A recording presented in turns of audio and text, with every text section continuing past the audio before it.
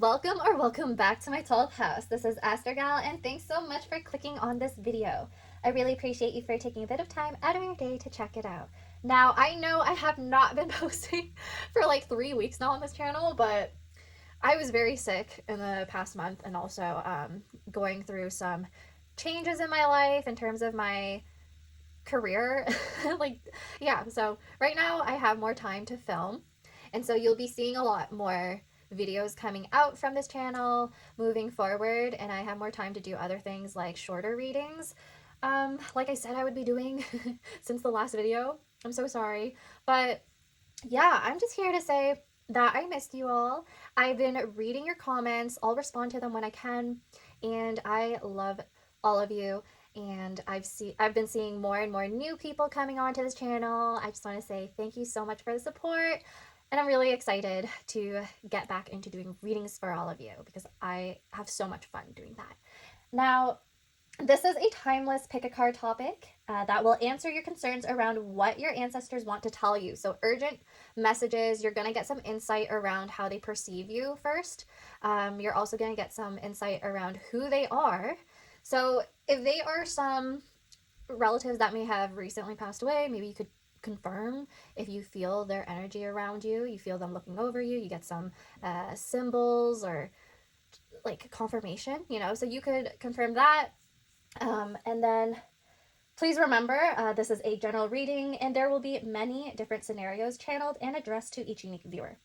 If the message does not resonate, you may pick another pile. Otherwise, there may not be any messages for you at this time. So I have 3 cards right here, 3 piles that you get to choose from. Sit back, relax, and use your intuition to guide you into which pile you want to choose. So the first one is the Spring. The second one is the Seer. And the third pile is the Light. Now take a deep breath and tap into your energy, your own energy. Maybe even see if you could tap into your own ancestors if you have done ancestral work before. Let's get to your reading, okay? So I will see you at your pile. Bye!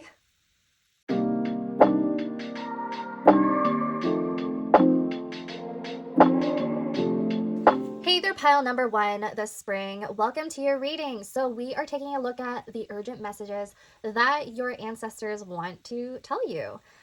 So I actually chose this pile too. So what I can say is that with the Spring, maybe currently you are experiencing the springtime wherever you are, wherever you live. I know it's different depending on which hemisphere you reside in. But anyways, with the Spring, it also tells me that you may be going through some sort of big transition in your life.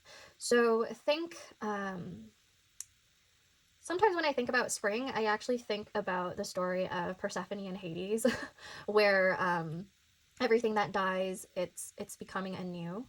So maybe that's happening in your life right now. Now, how this specific card resonates with me and might resonate with other people, maybe your name translates to the Spring. I know my Vietnamese name, that's a part of my name. So maybe that's relevant for some of you. You could have been born in the spring, okay? Or maybe there's just something about your personality that has to do with creating beauty, and you're always looking to start some new endeavors, start some new things in your life.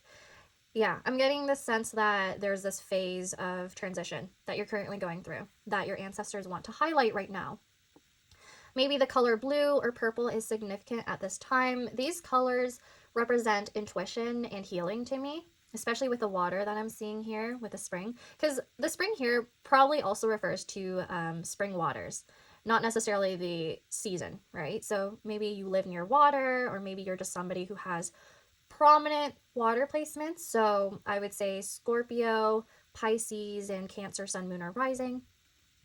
In terms of the appearance right here, there's a possibility that some of you may have red hair or have recently dyed their hair red. So let's take a look at the guidebook though, because I want to see what that says about spring and what your ancestors want to say about how they perceive you at this time. Okay, a red-headed maiden sits at the edge of the sacred waters. She leans forward, seeking out images and answers from the surface of the pool. She has a desire to belong, to fit in with her kin. Stars stretch across the sky behind her, illuminating the blackness. The light enables her to see clearly and to follow the path. Each star is a gift of hope, a promise that a better future will come, no matter what. Many waterfalls and springs flow around the maiden. Water is a healing symbol as the springs, but being life-sustaining nutrients to every living creature, both sick and healthy. So allow water to cure you and release your emotions and anxieties. Okay, so just like I said, I do have a very strong feeling that you have been in some sort of healing process. You're in your healing era, you know? So maybe something very significant in your life just happened. I'm filming this a few days after the Aries eclipse. So some of you may actually have your nodes in Aries and Libra or Pisces and Virgo because those nodes have been getting triggered recently as well. So no matter when you watch this video though, I guess the overall message is that regardless of the astrology in the sky right now, it's just you're going through some sort of transitional phase. That's what I'm getting. Okay, so I also have other pre-shuffled oracle cards that really talk about how you're being perceived right now by your guides and how they would describe you. So here we are.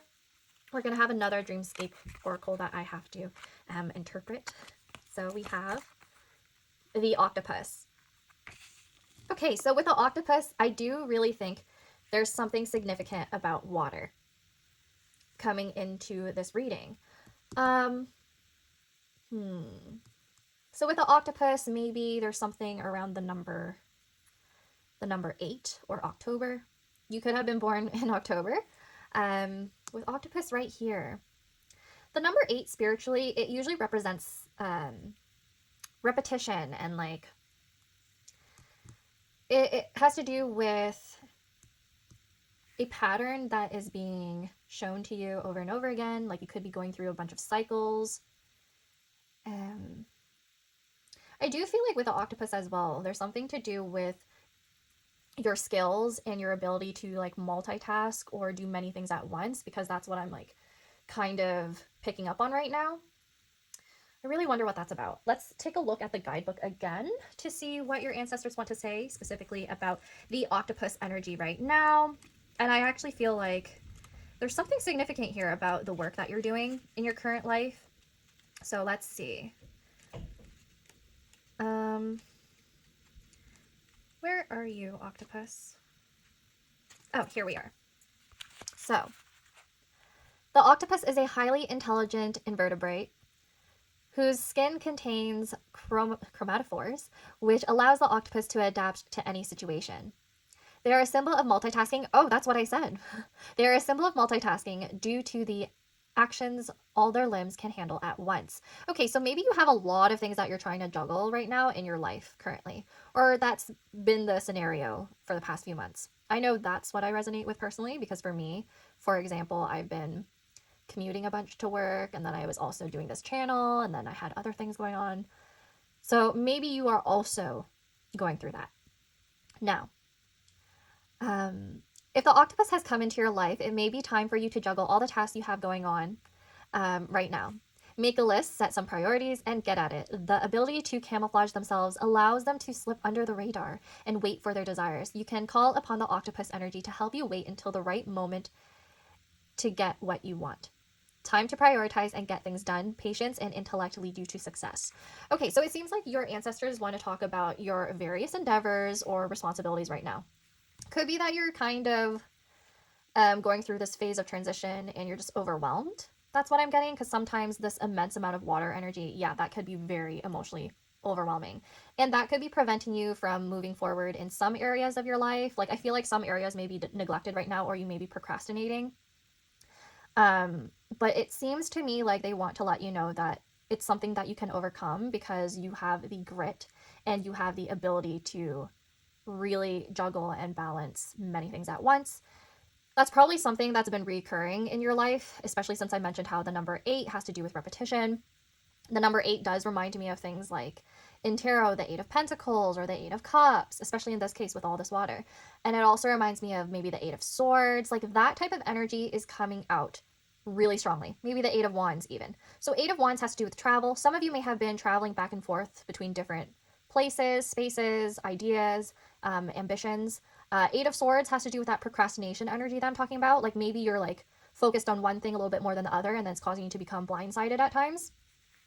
And then Eight of Cups has to do with figuring out where you actually want to prioritize your energy, what you want to focus on, because some things you have to let go of, despite the fact that you find joy in them. Maybe you actually need more stability. So Eight of Pentacles, look for something stable in order to really sustain yourself and help you out with other things in your life, like your hobbies, you know? So I also feel like with all this water energy coming through, you're probably somebody who's very spiritual yourself. So maybe some of you, what I was picking up on with this card specifically, when I was reading the definition in the guidebook of this whole, the meaning of this whole card, I feel like some of you do divination as well. You read tarot, or you're into astrology with all those stars. So maybe you're tapping into that, and you also need to balance that out with practical things in your life. So that's what your guides want to talk about. I'm also getting that a lot of you are probably really creative. So if you are an artist, maybe you actually have a lot of projects right now that are kind of just like on the back burner. There are some things that you started but you didn't finish yet, is what I'm getting. So if that's you, I feel like your guides are telling you that you need to figure out what is the most important thing to focus on right now. What makes you happy? What makes you feel fulfilled? And then hone in on that. To those of you who have been doing pretty well at balancing everything, they just want to tell you that they're proud of you and they acknowledge that you're doing a lot. And they do hope that you will focus on your health, because I know this card actually mentioned your health. So just try not to spread yourself too thin, okay, pile number one? Now, the next cards are these two cards. They are, I believe they are like mythological fairies. Let's see. Feel the feels. Okay, something about feelings. This is a new deck, so I definitely do have to read the guidebook for this one too. And then we also have containing multitudes. Some of you may actually be Thai or from Southeast Asia, like me, surprisingly. Okay. I think this is Rahu, so the North Node. But I actually have to, you could be South Asian as well, so I actually have to look up these cards. Containing multitudes and octopus is really interesting. They're telling me that you're somebody who has a lot of different skill sets, and you could definitely profit off of, like, you just have so many skills that you could profit off of if that's what you want to do. But obviously there are some things that you should leave to just being a hobby, or else you're going to become very dissatisfied, is what they said. We also have feel the feels. Like I said, there's a lot of emotions flowing through in this reading. I think there's something to do with emotional regulation that they want to point to. Okay, so this is A Little Book of Fairies. I got this deck because it's actually illustrated by one of my favorite Vietnamese illustrators. So yeah, I just love celebrating and supporting small artists, indie writers. I love supporting Black, Indigenous, and people of color when it comes to their work, especially in this spiritual sphere. But okay, let's see. What does the Containing Multitudes card say? I really want to look into that first. Okay, so Containing Multitudes. This is Yaksha of Indian mythology. Okay, so yes, some of you are actually South Asian or Buddhist. So let's see. Like many fairies are protectors over nature, these Hindu supernatural beings live in forests and mountains, watching over hidden treasures. Some sources describe them as beautiful and benevolent, others as terrifying and malicious, haunting the wilderness and searching for travelers to scare. In Thailand, Yaksha statues can be seen guarding Buddhist temples. Yes, that's very true. When this card, it's not just in Thailand, it's actually like in many different temples. Like the Vietnamese temple that I go to also has this figure at the front and or the back. Yeah, usually the front. But moving on, when this card is drawn, allow yourself to contain multitudes. Others may try to put you in a box, but you know you are many things all at once. Wow. Like stories told about the Yaksha, you too might be perceived differently by different people, and that's okay. Let yourself be a mystery to others as well as yourself. Oh my gosh, I love that pile one. I definitely feel this with the octopus and this card right here. You're just so emotionally complex that I feel like there are many people who can't really grasp onto your identity or like who you are. They don't really understand you. So you're easily projected onto. And that has been with Feel the Feels and also the spring, I feel like that actually influences how you perceive yourself. It causes illusions, maybe sometimes delusions, a lot of fear, perhaps, as well, or paranoia, self consciousness. Some of you may have been going through that where you're just like very uncomfortable about maybe some advice or words that have been thrown around at you, or I feel like you're very sensitive to other people's emotions and things that they say regarding you or your work. I feel like some of you fear being seen, invisible, but your guides want you to know that you are meant to be seen. Like there's just so many different aspects of your personality that are meant to be at the forefront. You just need to be a little bit more discerning about what you showcase and what you want to hide and prevent others from knowing about you. Like there's this balance that you need to reach. I strongly feel like some of you are actually artists, and you're going through this thing where you're like, I know that in order to be successful, I need to put myself out there and put my work out there and be a little bit more public facing, but I don't like that because it leads me to being very vulnerable, and it leads me to feeling exposed, and I hate that. But your guides want to let you know that it's almost impossible to have all of you exposed because you're so complex. Like no matter what, there's gonna be like some layer that people have to peel when it comes to you. Okay, so I actually want to look at the guidebook for this one now, Feel the Feels, just to look at more symbolism and see more clearly what type of mythology is represented here. Okay, so Yumbos are fairies of Senegalese. Okay, so you may be from Senegal or around the area. Senegalese folklore who live beneath hills where they enjoy throwing lavish feasts. Their banquets, which humans have been said to attend on occasion, are served by what appear to be disembodied hands and feet. When they run out of food, the Yumbos pay a visit to humans who are living nearby, taking what they need from pantries. Yumbos are associated with the home and with family. Some sources even saying they are the spirits of loved ones who have passed. They've been known to dance in the moonlight. Okay, I have a feeling quite a few of you have your ancestors, like family members, recent family members who've passed on, who are looking after you. Okay, so this is confirmation. I have a feeling that some of you are Buddhist or Hindu. And you have, sorry. Okay, and you have Buddhist guides or Buddhist ancestors who are looking after you as well. A spirit guide who is represented by the octopus. Okay, so when this card is drawn, give yourself to your feelings. This is a deeply emotional card embedded with the energy of the moon and the body, which needs not only literal but spiritual nourishment to sustain itself, but eat well and dance in the moonlight. And if you can't find something in your pantry that you could have sworn was there, perhaps it was someone you love paying you a visit. That is so sweet. Okay, so I feel like for some of you that may be confirmation, especially if you practice rituals like ancestral worship where you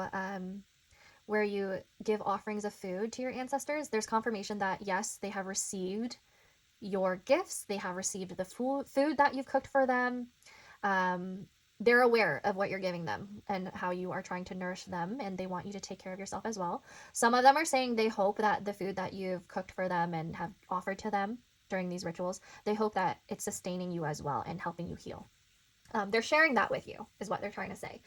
So for some of you, if you are Buddhist, I'm strongly feeling like the Hungry Ghost Festival is pretty relevant here. Yeah. I'm also filming this in April, and I know around April it is the Lunar New Year in Southeast Asia, in Thailand, Cambodia, and Laos, because it's Aries season and all. That's when the zodiac begins. So that may be relevant. I'm also sensing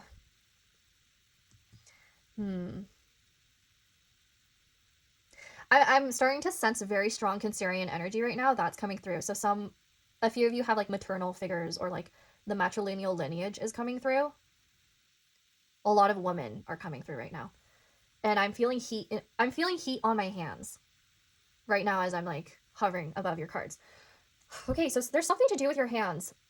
A lot of you are creators. A lot of you work with your hands, perhaps, which is something they're highlighting. I don't know if some of you actually cook a lot or work in that type of industry. Maybe you do like many of these different things with your hands, like something to do with your hobbies, something to do with your careers, something to do with, for a few of you, it has to do with children even and families.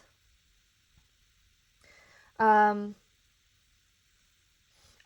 feeling like they want to acknowledge your healing abilities. I don't know if some of you are aware that you even have that, but you do. You do. There's a possibility that you are meant to be in either the artistic, creative, or agricultural food type of field of work. Others of you, they're acknowledging that you're a mother, or have that type of energy surrounding you. Oof, I also am sensing that quite a few of you might work in the healthcare system. So perhaps as a nurse, hospice care. Some of you work with your seniors or have been. Some of them are actually not your ancestors, but the ancestors of people that you've worked with who want to thank you for taking care of either their grandparents or extended family members. Yeah, there's some sort of deep acknowledgement around like you being a very healing person. There's multiple people coming through, so that's what I'm strongly sensing. Let's move on to your other oracle cards now. I have 3 from the Literary Witches Oracle. So the first one is Teacup. The second one is Apple. See, I'm getting something to do with like food and consumption. So that's interesting. And then we have Eileen Chang, Fate. Some of you may be Chinese. Some of you may be from East Asia. I'm getting a lot of Southeast, East Asia, Senegal right now. Okay. Maybe even Ireland, Scotland. I mean, some of you may be from North America as well, but a lot of people from North America are actually very diverse. So that doesn't, it's whatever. Let's see. I'm seeing, these are hands, right? Yeah, these are hands. There's something about hands. And then this looks like some sort of spirit coming out of a pipe. There's also I believe that's the moon. So yeah, there's something significant about the moon.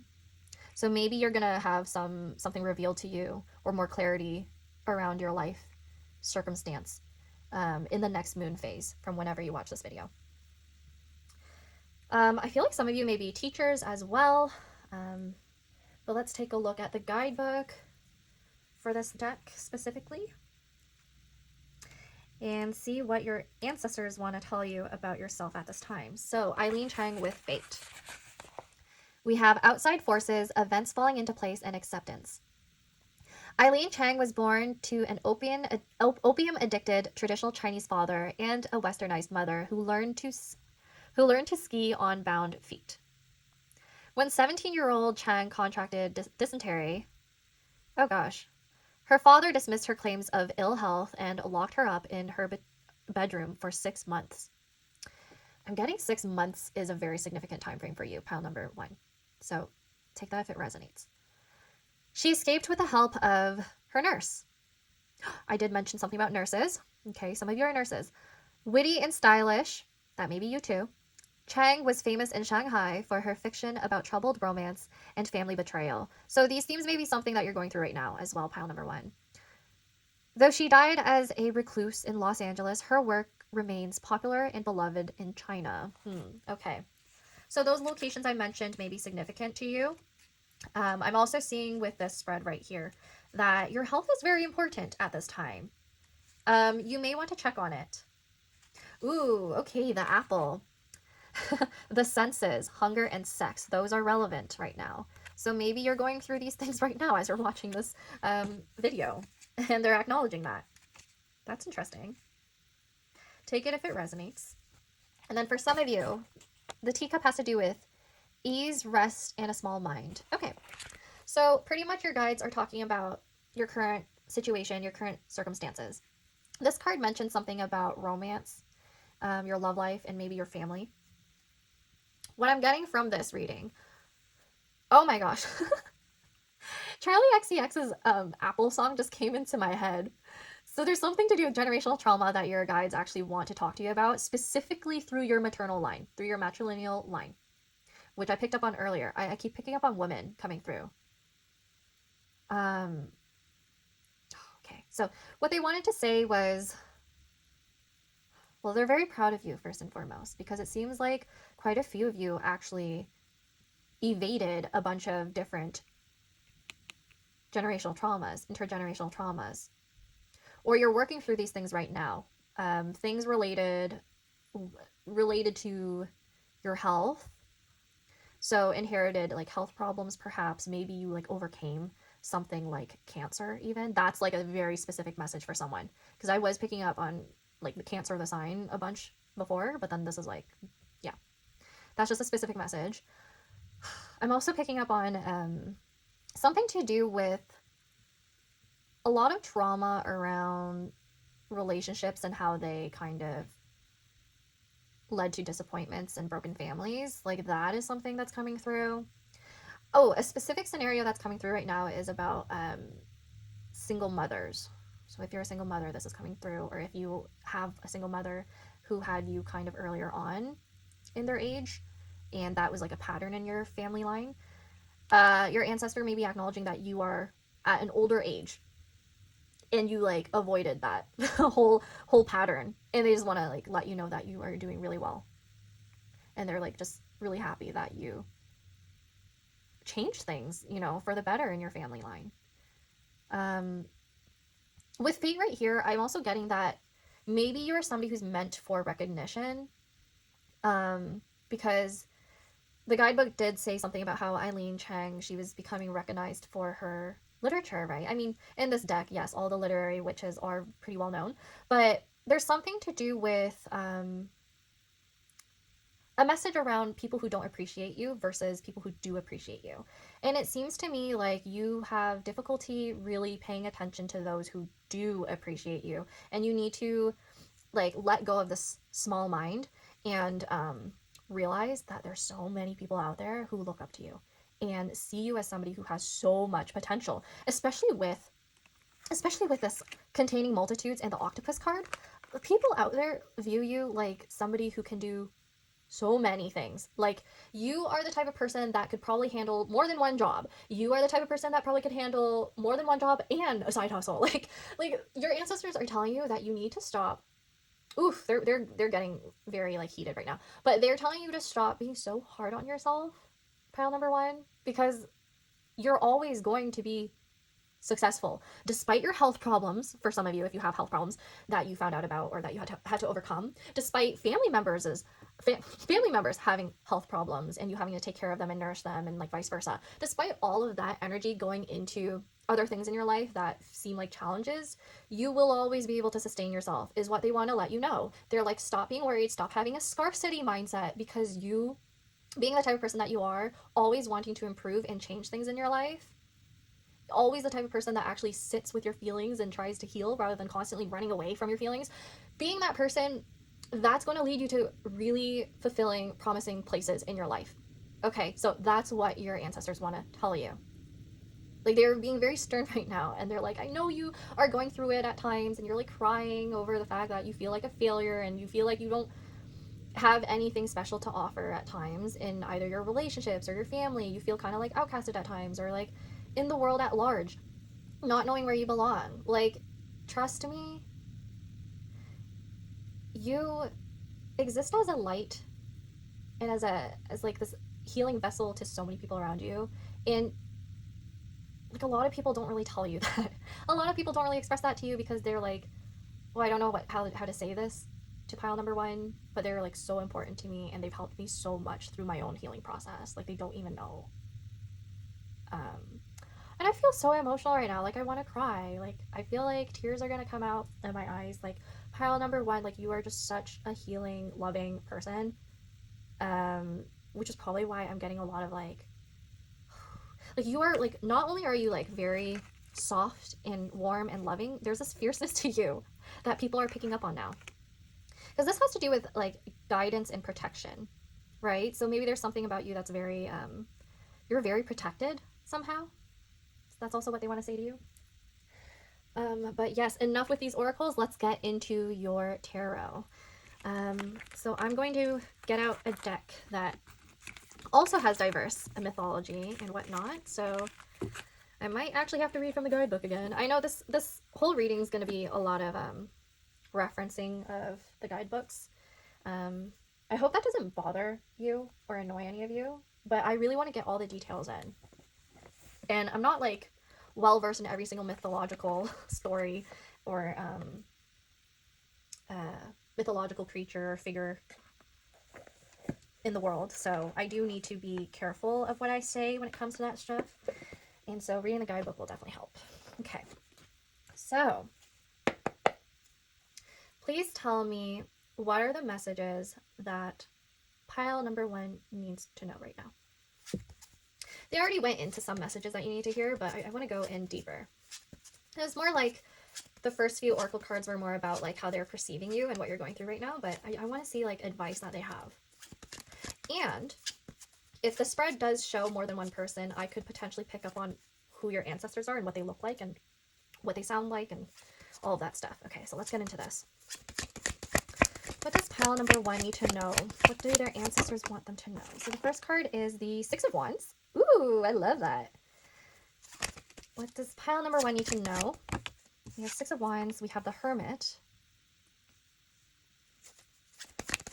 What does pile number 1 need to know right now, according to their ancestors?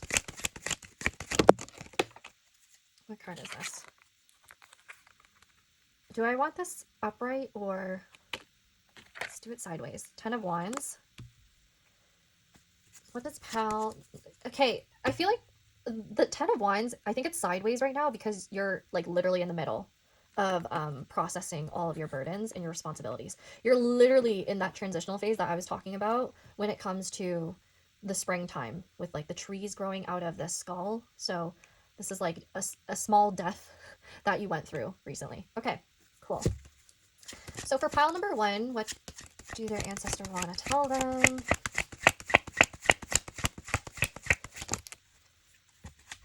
Three of Swords. Some of you actually went through a breakup. Within that 6-month time frame, some of you went through a breakup. Okay, I'm actually gonna just move this to the side, like off screen. Okay, so let's see what else. What do your ancestors want to let you know? Messages, urgent messages from your ancestors. Ooh, you almost fell. Knight of Swords in reverse. Okay. Current bottom of the deck, King of Swords. Okay, so there's some sort of like transformation. Like there's some sort of maturing that has to do with your thinking process, how you heal. You're currently maturing. I see that with the Hermit as well, especially as that's the only major arcana that came out right now. You have a lot of wisdom that they want to acknowledge or have you acknowledge. There's something that you need to see more clearly as well, and that's going to help you with releasing any burdens. Like they know that you're in the middle of it right now, so yeah, like I said earlier, some of you actually had issues currently. You might be currently working through this. Some of you had issues with your love life, like feeling like you're unable to develop or sustain a relationship where the two of you can come together and work on your problems and be on the same page. Pretty much what they're trying to tell you is that you've been I'm so sorry, pile number 1. It looks like you've been with a lot of partners that were just not really compatible with you, like fundamentally in terms of like how they thought about things or your values, or your intellect even. You might actually be a little bit more mature intellectually and emotionally than some of the people that you've dated or have associated with. And they wanted to let you know that with the Knight of Swords in reverse, all the negative things that they've said to you, all the negative things that people have said to you in the past, don't mind those things. Why are you listening to them? Is what they're saying. Why are you listening listening to them, my love. Like, you are so intelligent. You should know better not to listen to these people because they're insecure, because they know that you are just a lot more wise and have a lot more to offer. And some of the people who have hurt you in the past, they're just really stubborn and in their own small mind, okay? And they have their own intergenerational traumas that they have not healed from yet, which is why they project it onto you, pile number one. Because this card right here, it has to do with like the family tree, it has to do with your roots. You've been dating or been around people who have very different roots than you, okay? So for example, you may be an oak tree, this person may be a maple tree, and you're literally trying to intertwine your roots and trying to like possibly create this like new tree, and it's just not working out, you know, like that's what they're trying to explain here. Some of your ancestors I'm sorry, this is funny, this is like all serious, but some of your ancestors are for some reason really witty and like sassy even. Oh my gosh, the 10 of coins, the 10 of pentacles came out. So your ancestors, you have a lot of ancestors, holy shit, you have a lot of ancestors coming through for you right now. Okay, but your ancestors wanted to let you know that they wanted to let you know that they didn't really like some of the people that you were trying to build a family or foundation with. They just knew that it wasn't going to work out. They just knew. They just knew that you were going to have a lot of challenges if you were to commit to that person. And they want you to focus more on your accolades. They want you to focus more on people who do appreciate you. They want you to focus more on your ambitions because you have a lot more coming towards you in the very near future. A lot of people are going to recognize you for your intelligence. Okay? Some of you actually do work relating to intergenerational trauma. So maybe some of you are therapists, some of you actually work with families, some of you actually work with children, because I'm seeing a lot of children here. So some ancestors who are coming through for you. We're getting a variety here. There are some children that are coming through and trying to connect with you, and there are some elders. Like, it seems like you have a variety of different types of people coming through and like trying to interact with you right now and reach you. Hermit also tells me that like some of these people are very old, like old age, like passed away when they're like in their 90s or something, or even hundreds. Because trees are very old, and this being in the middle also refers to that, and it has to, trees also have to do with health. So they're telling you that you need to take care of your heart. Some of you that may be literal, and some of you that's more figurative. Okay, so take care of your heart. They want you to really preserve yourself for whoever's worth your time and effort. Because 10 of coins also has to do with preservation, has to do with your history, has to do with your past, and what you invest in order to develop something more fulfilling in your future. Your ancestors want to let you know that you need to be careful or be more discerning about your boundaries. 6 of Wands right here, 10 of Wands. You need to know how to set proper boundaries. You need to know that you have a high value and your self-worth is very important when it comes to pursuing your relationships. It's how you end up in a successful relationship. So some of you may actually be seeking partnerships at this time, or maybe a little jaded about your love life and feeling like you're going to be a lone wolf or a hermit for the rest of your life. You're like, okay, this sucks. I don't know what's going on, but I feel so alone and I can't get along with anyone, or I'm not interested in anyone, or like maybe a previous past partner or past family members who talk negatively about you to others or to your face. Maybe those people are just, you know, not meant to be in your life. Maybe it's time for you to let them go. Maybe it's time for you to release all that burden and baggage. And you're in the process of that, so they want to let you know that. You're going to be successful in that. Yeah. Definitely there's something to do with mentorship and being a teacher as well. I'm getting that with the King of Swords as well as the 10 of Pentacles, 10 of Coins coming out here. There's something, like some knowledge that you have that is tied to your ancestry or tied to your family line that is very important for you to carry on in this life. I don't know if you're aware of what it is. I get with the King of Swords, you probably do know what it is or have a sense of what this is referring to. But there's some sort of knowledge that you need to research, maybe something to do with your family history or your family tree. Maybe you're currently in the process of learning more about your own family tree, and there's definitely someone very significant maybe even someone who is famous in your family line that you weren't aware of, or maybe someone like famous or well known or recognized, um, that is guiding you right now. Now, I actually want to get into the guidebooks to look into the mythology of each card. I'm probably not going to go through all of them. I'm going to mainly go through the ones that actually have people in them. So, let's see. We have the Six of Wands.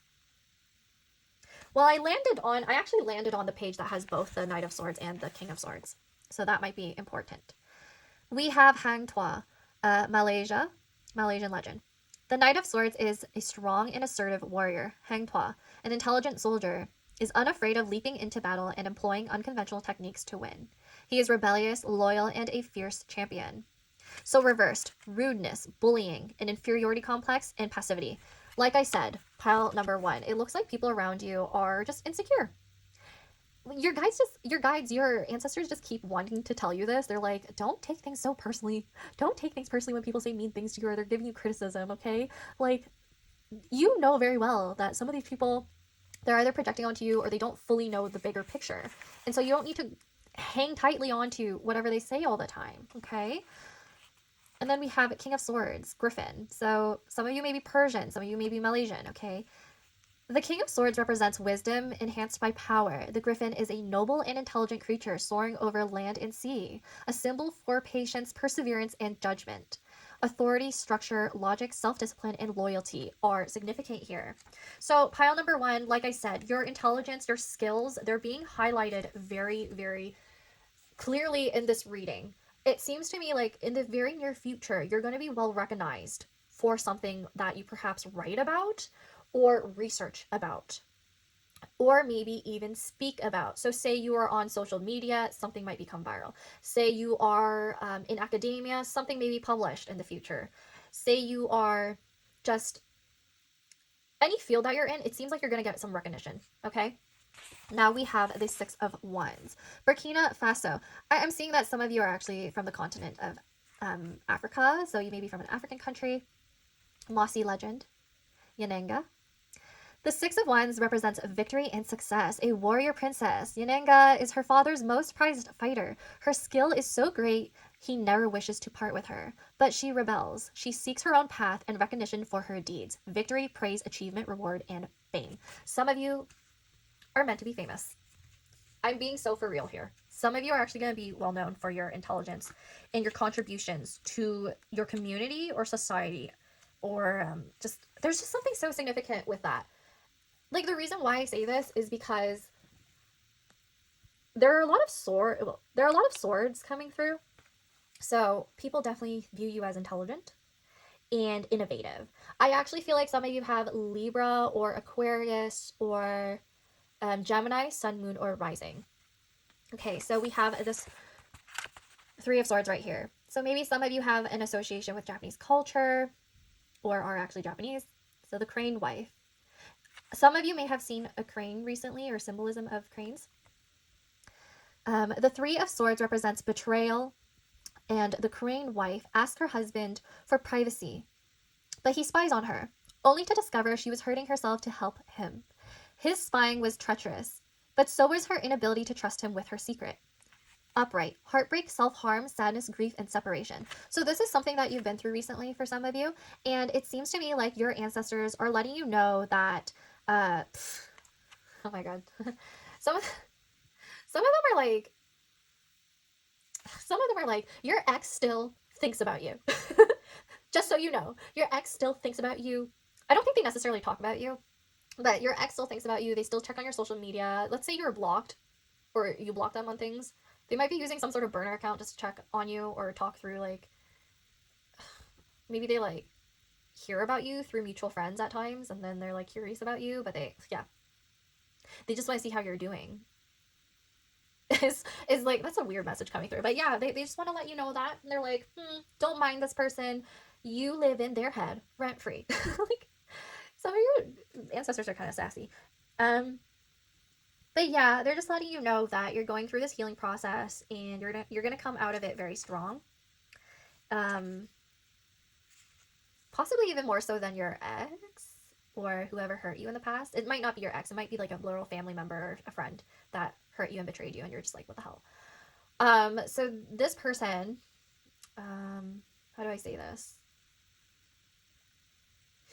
The message I'm getting is that this person hasn't fully healed yet, and they kind of projected that onto you. If you saw them moving on really quickly after you and you were confused about that, if you see them and you're thinking like they're completely fine, first of all, don't pay attention to them anymore because they're irrelevant in your life now. But second of all, what your ancestors want to let you know is that they're not doing as well as you assume. Okay? You are properly trying to heal yourself.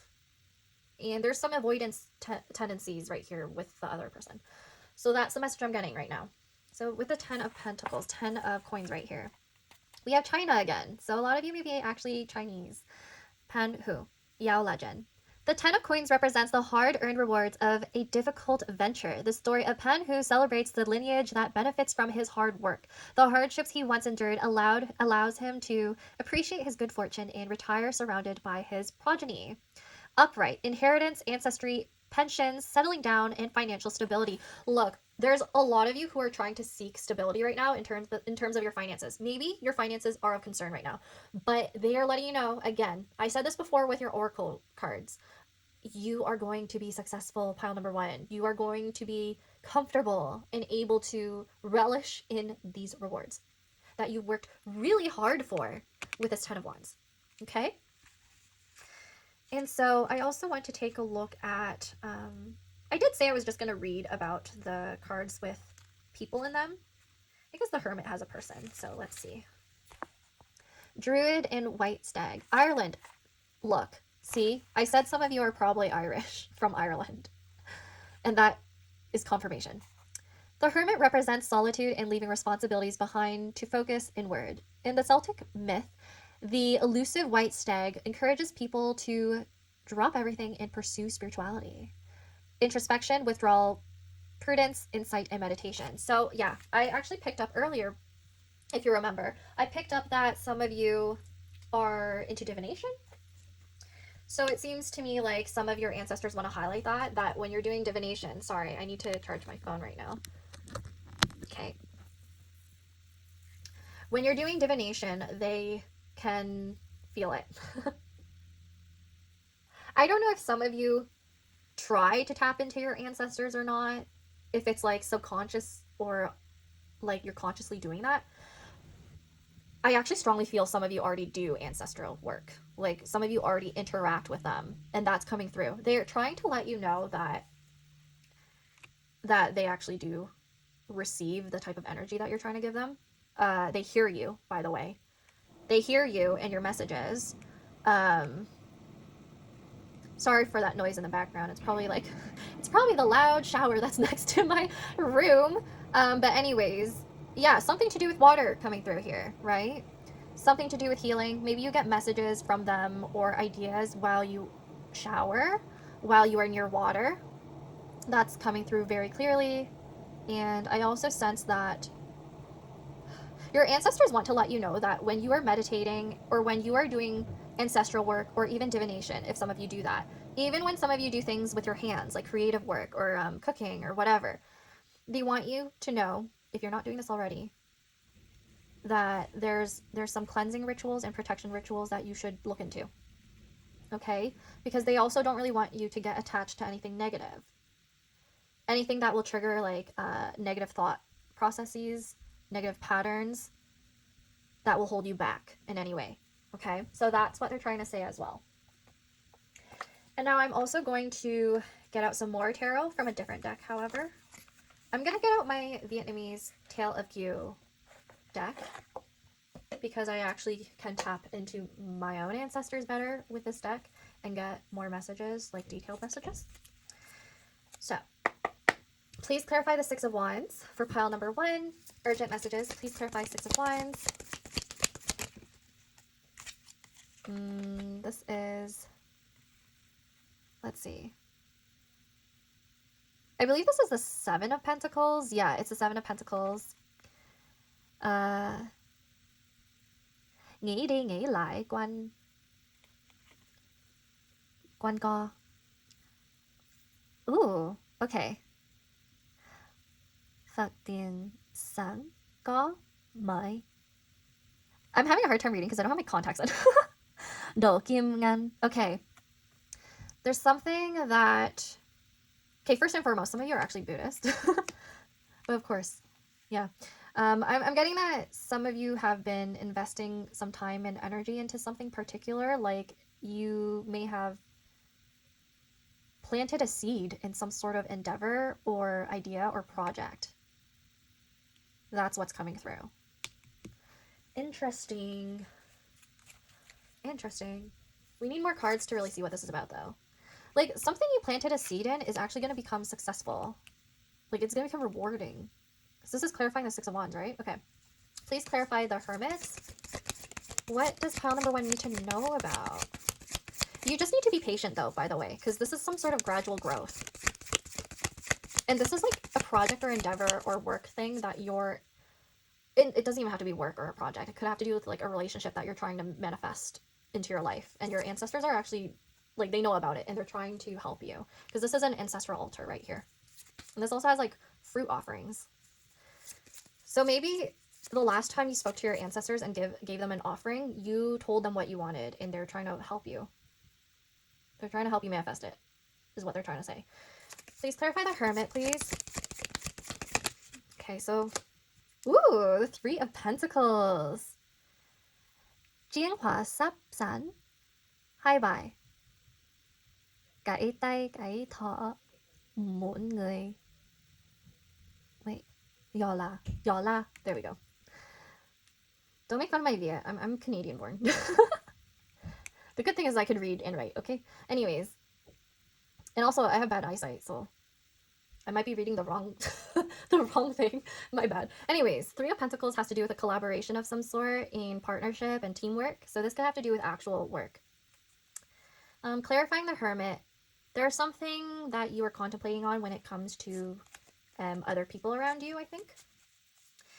This could be a message about how other people are thinking of giving you an opportunity when it comes to work or a project of some sort. So maybe in the future, people are going to give you recognition and more opportunities. So it looks like to me that some of the recent people that you've met within the 6-month time frame were significant, and they're the ones to potentially help you get greater, bigger, new opportunities.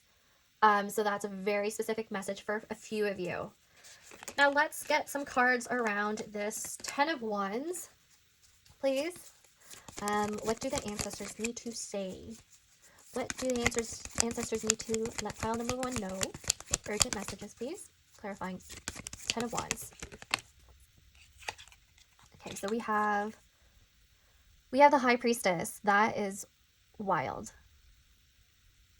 Sương in mặt, tuyết pha thân, sen vàng lẳng, đẳng như, gần như xa. Linh nữ. Okay. It's number 11.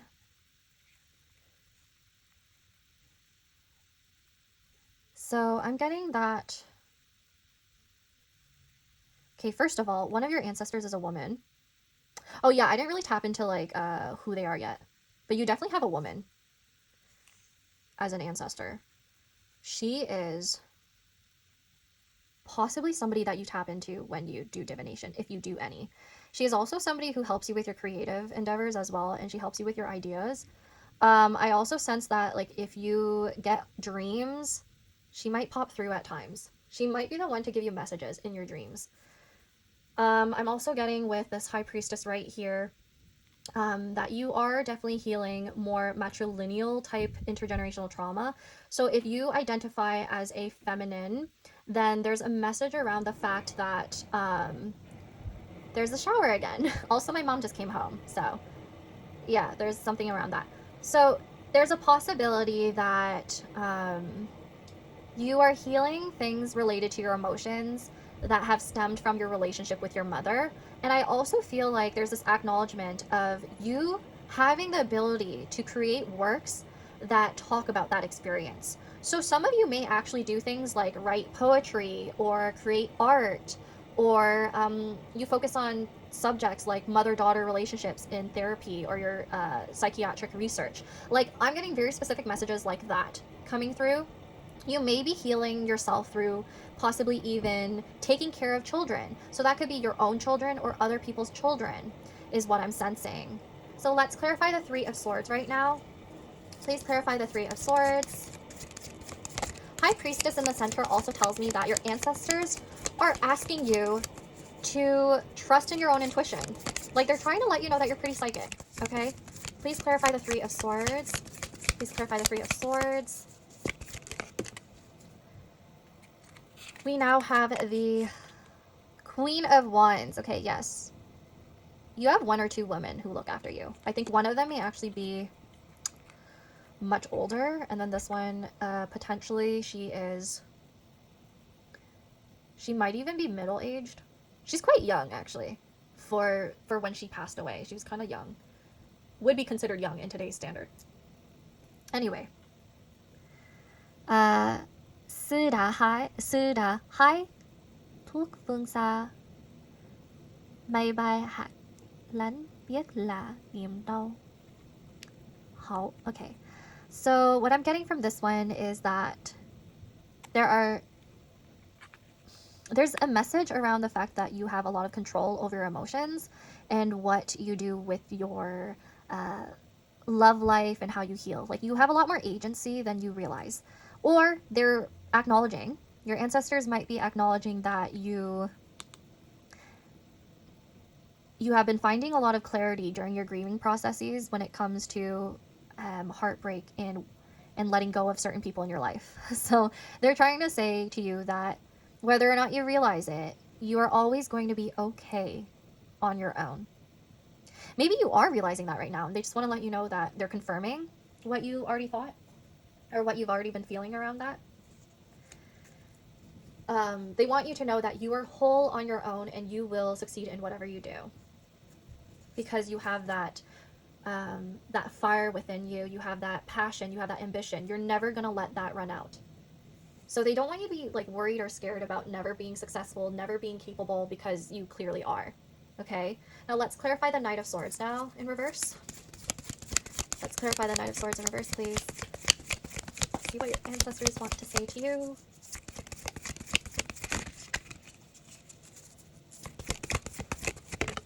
Ooh, okay. What is this? We have, I believe this is the Nine of Wands. Vẫn là phiền muộn đêm ngày xuân thu biết đã đổi thay mấy lần. Ooh, okay, this is referring to spring. So springtime is actually very significant. The Nine of Wands here usually has to do with, it does actually have to do with healing. And it actually has to do with guardedness. So like I said before, it seems like you are learning how to not let other people's words get to you. I also feel like this has to do with the fact that you're actually reflecting on the past. Especially because this figure is looking this way. You could even say they're looking upwards to like this right here. Let's see the bottom of the deck. The Seven of Swords. Hồ Công ám hiểu trận tiền. Ba bề phát xứng. Bốn bên kéo cờ. Okay.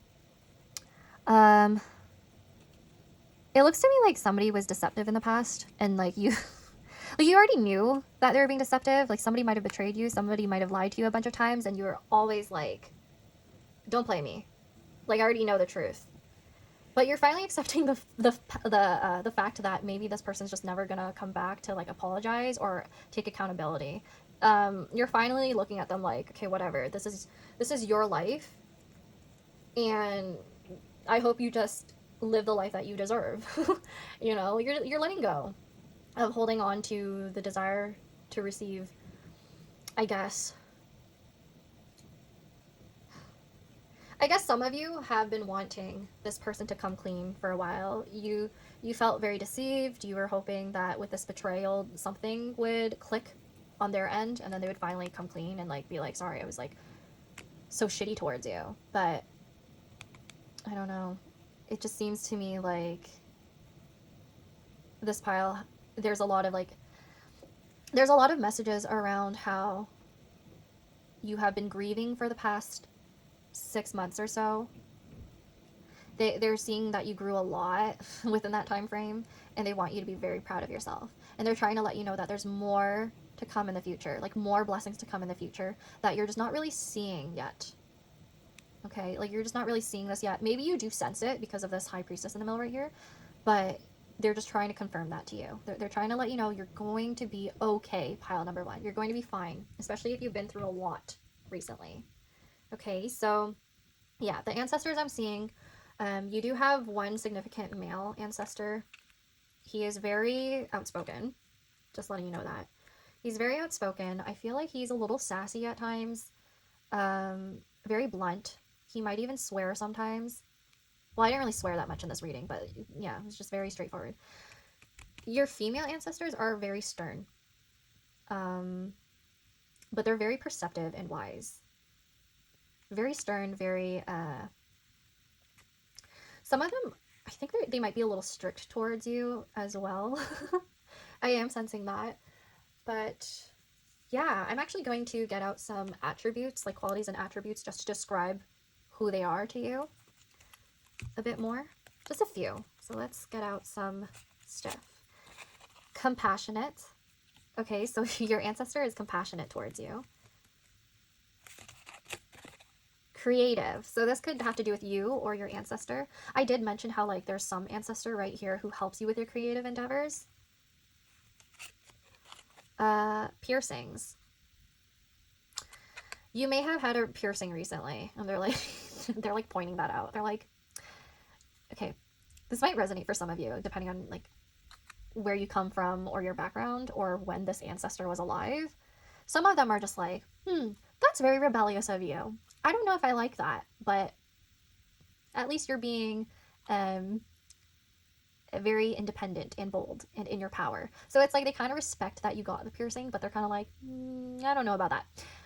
It's either this, or some of your ancestors actually do have piercings themselves, and they're a little bit more like rebellious in nature. It might even be a cultural thing where it's a norm, so that's confirmation for some of you. We have confident. Okay, so you have ancestors who are confident. We also have abundance. I feel like this is a message around what's coming towards you, just based off of your cards. We also have intellectual compatibility. I love when your guides or your ancestors confirm things based off of the cards and what I say and channel. Because before I was talking to you about how you've been dating people who aren't really compatible with you intellectually. They really, really want you to know this. Your ancestors are like, you shouldn't think you're stupid. It's actually the people you've dated who are kind of stupid. Oh, okay. Yeah, that's nice. That's very nice of them. That's what I'm telling you. Like, someone here is very sassy, and someone here is also very stern, and they're like, I don't like it when you have low self-esteem. I'm sorry, girly, or honey. Courageous. Yes, courageous. So whoever, I'm getting a sense that someone here has an ancestor that was actually a warrior or a soldier. Like, they actually fought during their lifetime in a battle. We have quality time. So it could be that they like having quality time with you. It could be that sometimes when you're alone and you're just like chilling, they just hover over you. They're protective over you. They like come over and they're just like, what are you doing? That's so funny. Some of them are like, what are you doing, honey? What are you doing? Okay. Impatient. Yeah. I was picking up on this specifically with this specific ancestor. You might hear some Vietnamese music in the background. My mom's playing it. Ooh, I'm hearing ringing in my ear. Okay, so this is confirmation that you do have one ancestor who's very impatient with you, and sometimes they get annoyed, if I'm being completely honest. Sometimes they get annoyed when they feel like you're kind of stuck in your head, and they're like, ooh, you have a lot of like negative self-talk that you need to stop right now. And that's what they're trying to say to me right now, when they're like trying to relay it, and they're like, can you tell them to stop, please? What the heck? Yes, I just did. Okay, calm down. We have dark skin. Dark skin refers to like wherever you're from, they might be more dark in comparison to like the average skin color of your ethnicity or whatever. So they have dark skin. Yeah. We also have unique features. So it could be that they're acknowledging that you have unique features, whether it be like in your personality or your facial features. that stand out. But I feel like that's also referring to them, and they're trying to explain to you. They're like, you have these unique features because of us. They're like, you have these unique features because, like, if you have a birthmark, by the way, it looks to me like there's something to do with past lives, or like something that was inherited through your ancestor that they wanted to point out. They're like, you have this beautiful, unique feature because of me. Spiritual or philosophical, yeah, I picked up on that regarding you. But it could be that it was like an inherited thing through your family line. So you could be coming from generations of witches and psychics and shamans and religious people. The type to provide for you. Okay, so I'm getting a few messages from this. They're saying that you need to pursue somebody who will provide for you. If you're struggling in your relationships, they're just like, you're dating some stingy ass people. And they're like telling you that you need to stop that right now. Like, you need to realize your worth and go for people who are going to value you and put in the effort and time to get to know you. Oof, okay. So another thing that I'm saying is that they want to provide for you, or they did during the time that they're alive. So take that if it resonates. Some of them are saying if they were still alive, they would be providing for you just to show you what you deserve. Especially if you've been through shitty relationships as of lately. They're like, if only I were here, I would show you your person was not shit. like that's what they're saying. Okay, let's get one more. Okay, let's get one more. I feel like this whole video is gonna be very long. Okay, so we have assertive. Okay, so it's either you are assertive as a person, or they realize that you become more assertive, or they are assertive themselves. And it looks to me like there's a possibility that you develop this trait over time, or you picked up on it from them. Okay, so the last thing I'm going to do is we're going to get some letter tiles. That's the last thing I'm going to do with you. So we're going to see if maybe their name comes out, especially if they're like a recent member that passed away. You might actually be aware of their name. I might even pick up on deities or any spiritual entities that you work with or surround yourself with. So let's see. Otherwise, there might be messages that they want to point out.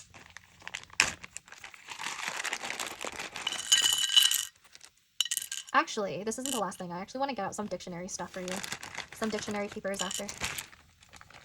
I mean, at least that's what they're saying. They're like, no, you should get those out. Anyways, let's flip them over, see if you see any names, initials, messages.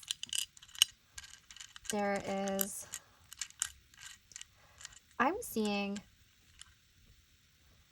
I saw the word hope. That was actually the first word that I saw. So they want you to have hope regarding something.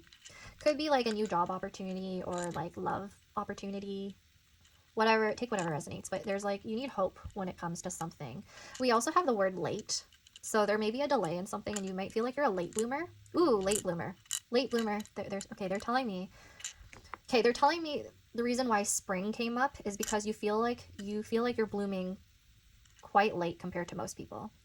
But what they're trying to say is that you are your own flower. Okay, you are your own unique flower who may grow at their own pace. Some flowers grow at different seasons. Some flowers thrive more in different environments, different soil, levels of sunlight, water, okay? And they're hoping that you realize that another person's beauty, another flower's beauty, existence, and success in blooming does not negate the fact that you have all of this to come, okay? It does not negate the fact that you've been working on yourself a lot and that you are bound to become great. You are bound to become more beautiful as springtime comes because they could see that you've been working towards it, okay? Ooh, do you know what word I just saw? Love. Love. Maybe there's a new love opportunity that's coming. Oh, how cute. I love that for you. I think this is the first time I've seen this word come out in a reading. So that's coming through really strong. Let's see. Do I see anything more clear here? I see the word goal. We have the word goal. So maybe there's a goal that you want to reach and they're like, you're going to get there soon. You're going to get there soon, honey. Goalie. Some of you play sports. So goalie, So maybe someone's going to shoot their shot and it's going to get right into the net and they're going to be like, oh my God, I did it. I scored. Maybe you're going to score something soon. Yeah. What else? Oh, they just pointed to me the word rot. So maybe something has been, maybe there's a situation that has happened that you needed to move on from. They just gave me the word move. Move. Some of you might be moving, like literally. Move. Or need a new environment is what they're trying to say. Move, and also, oh, I got the word tat. So some of you may have been contemplating on getting a tattoo or do have a tattoo, and they're acknowledging that. And they're like, I see your tattoo. Nice one. Okay. I'm also seeing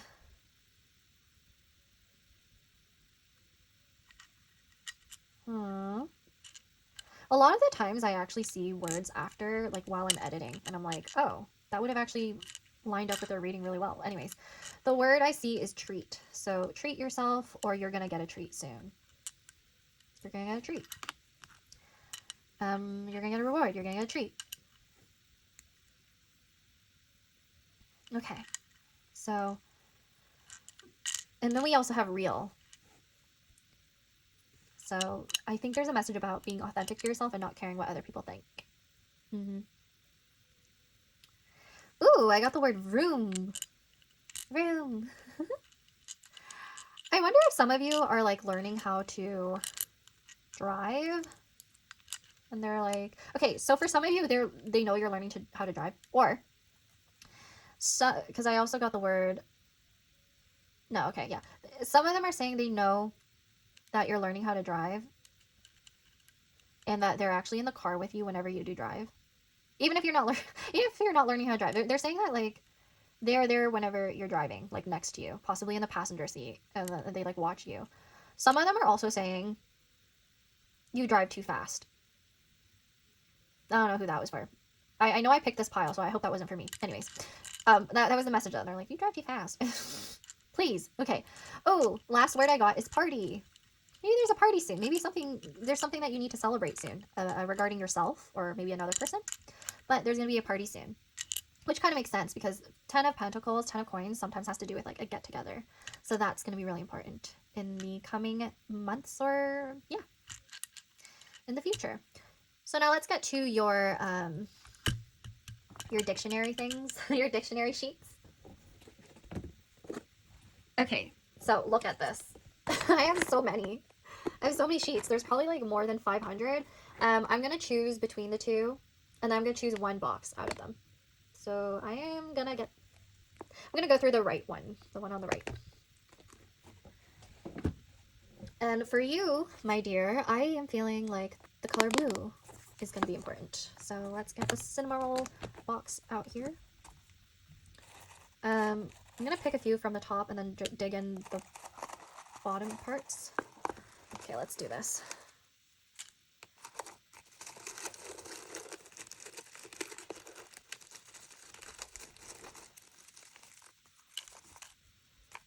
Okay, that's all I'm gonna get. Okay, so last messages, please, from your ancestors. Jewel. Oh, maybe there's like an inherited like jewelry from your family, like a heirloom that you own, that is significant. But a decoration that is made with jewels, something that is excellent and admired by a lot of people, a small crystal or precious stone used as a bearing in a watch. So there's a possibility that you work with crystals or you're interested in working with crystals. Protective spells may be significant here. Love spells, if you're into doing that. I'm also getting that your ancestors want to let you know that you are a jewel. Like you are special, and I'm really drawn to the words admired by a lot of people here. So again, they want to let you know that you're currently well loved by a lot of people, and this is only going to grow. This is only going to grow. Okay? Like your network, your community, your love life is going to bloom. It's going to shine very bright soon. We also have clean.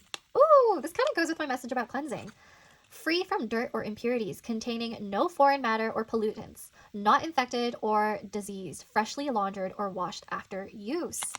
I'm telling you, there's something to do with cleaning your energy or cleaning your space. Might even be telling you, ooh, you need to clean your room, honey. I know for sure my ancestors are probably saying that to me. Okay, anyways. Rubbish. Oh my gosh, stop. They're like repeating that message. Come on. Okay, rubbish. Trash, garbage, or other unwanted things. Things that are thrown away. And unwanted, usually the remain of things that have been used or used up. Oh, something to do with like using up things or like something not serving you anymore is the message we're getting here. Oh, I accidentally ripped it a bit. Oops. We have abroad. Okay, see? Some of you, I told you, you're probably going to move or you're traveling. Okay. In or to another country or other countries. In public or into general circulation. Over a wide area, away from your house or home. So some of you, your ancestors want to let you know that you might be more successful abroad, whether that be in your career or love life. Take what resonates, because you may have already acknowledged that there are some patterns coming through here where you like constantly get job offers or love opportunities that are long distance. And you're like, what the hell? What the hell is that? Am I supposed to move? Am I supposed to like travel more? Like, yeah, that's what they're trying to tell you. They're like, you need some change. It could be that you just recently went through this change and they want to acknowledge that and confirm that. And they're telling you that you're going to find your community soon in that area, or that you need to put in that effort if you're lonely right now. Okay, so we have acceptance. A written or verbal indication that somebody agrees to an invitation or offer, the willing receipt of a gift or payment. I'm telling you, you guys are going to get some sort of gift or opportunity or offer soon. Whether that be in your career, your jobs, maybe somebody inviting you out and you're going to start dating this person, or this has to do with school. So if you're applying to school, you're going to get an acceptance.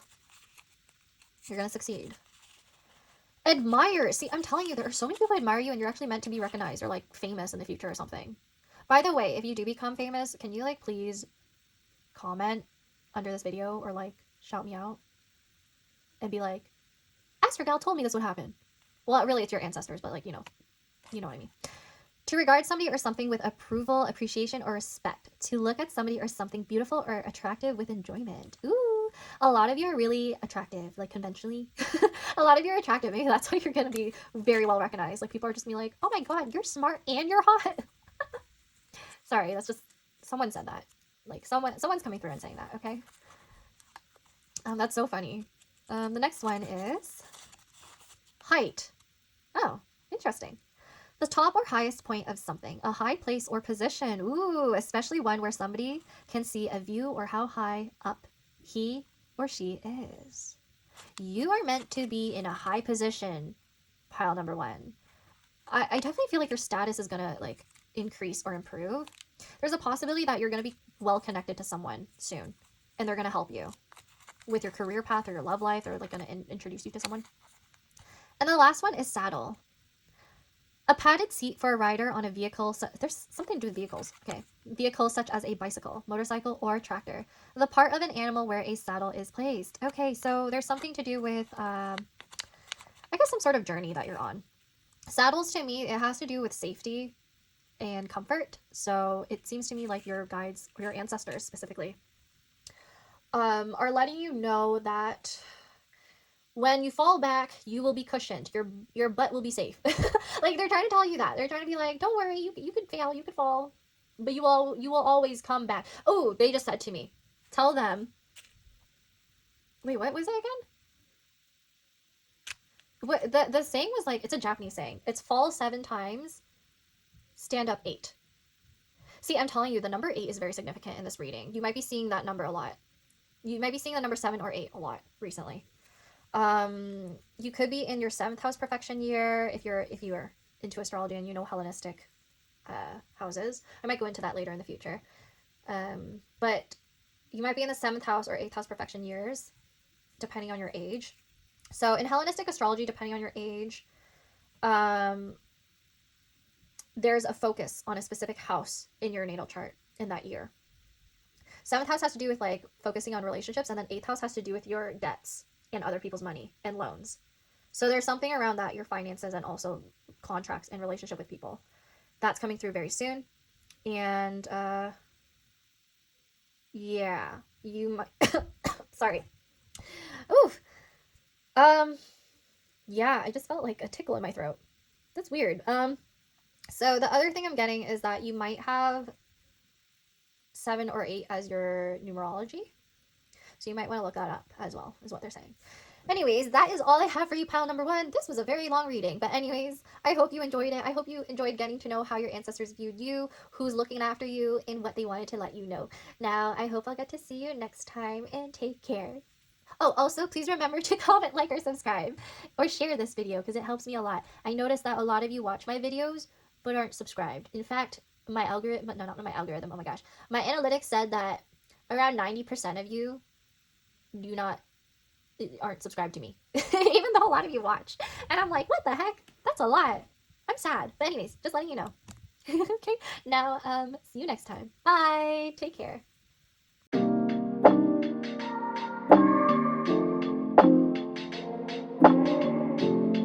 Hey there, pile number 2, the Seer. Now let's see what urgent messages your ancestors have for you. So we are going to take a look at how your ancestors are perceiving you in your current situation, how they describe you. Also, we're going to see, you know, what they want to say to you about the future of the situation, or insights on who they are, who you're being looked after.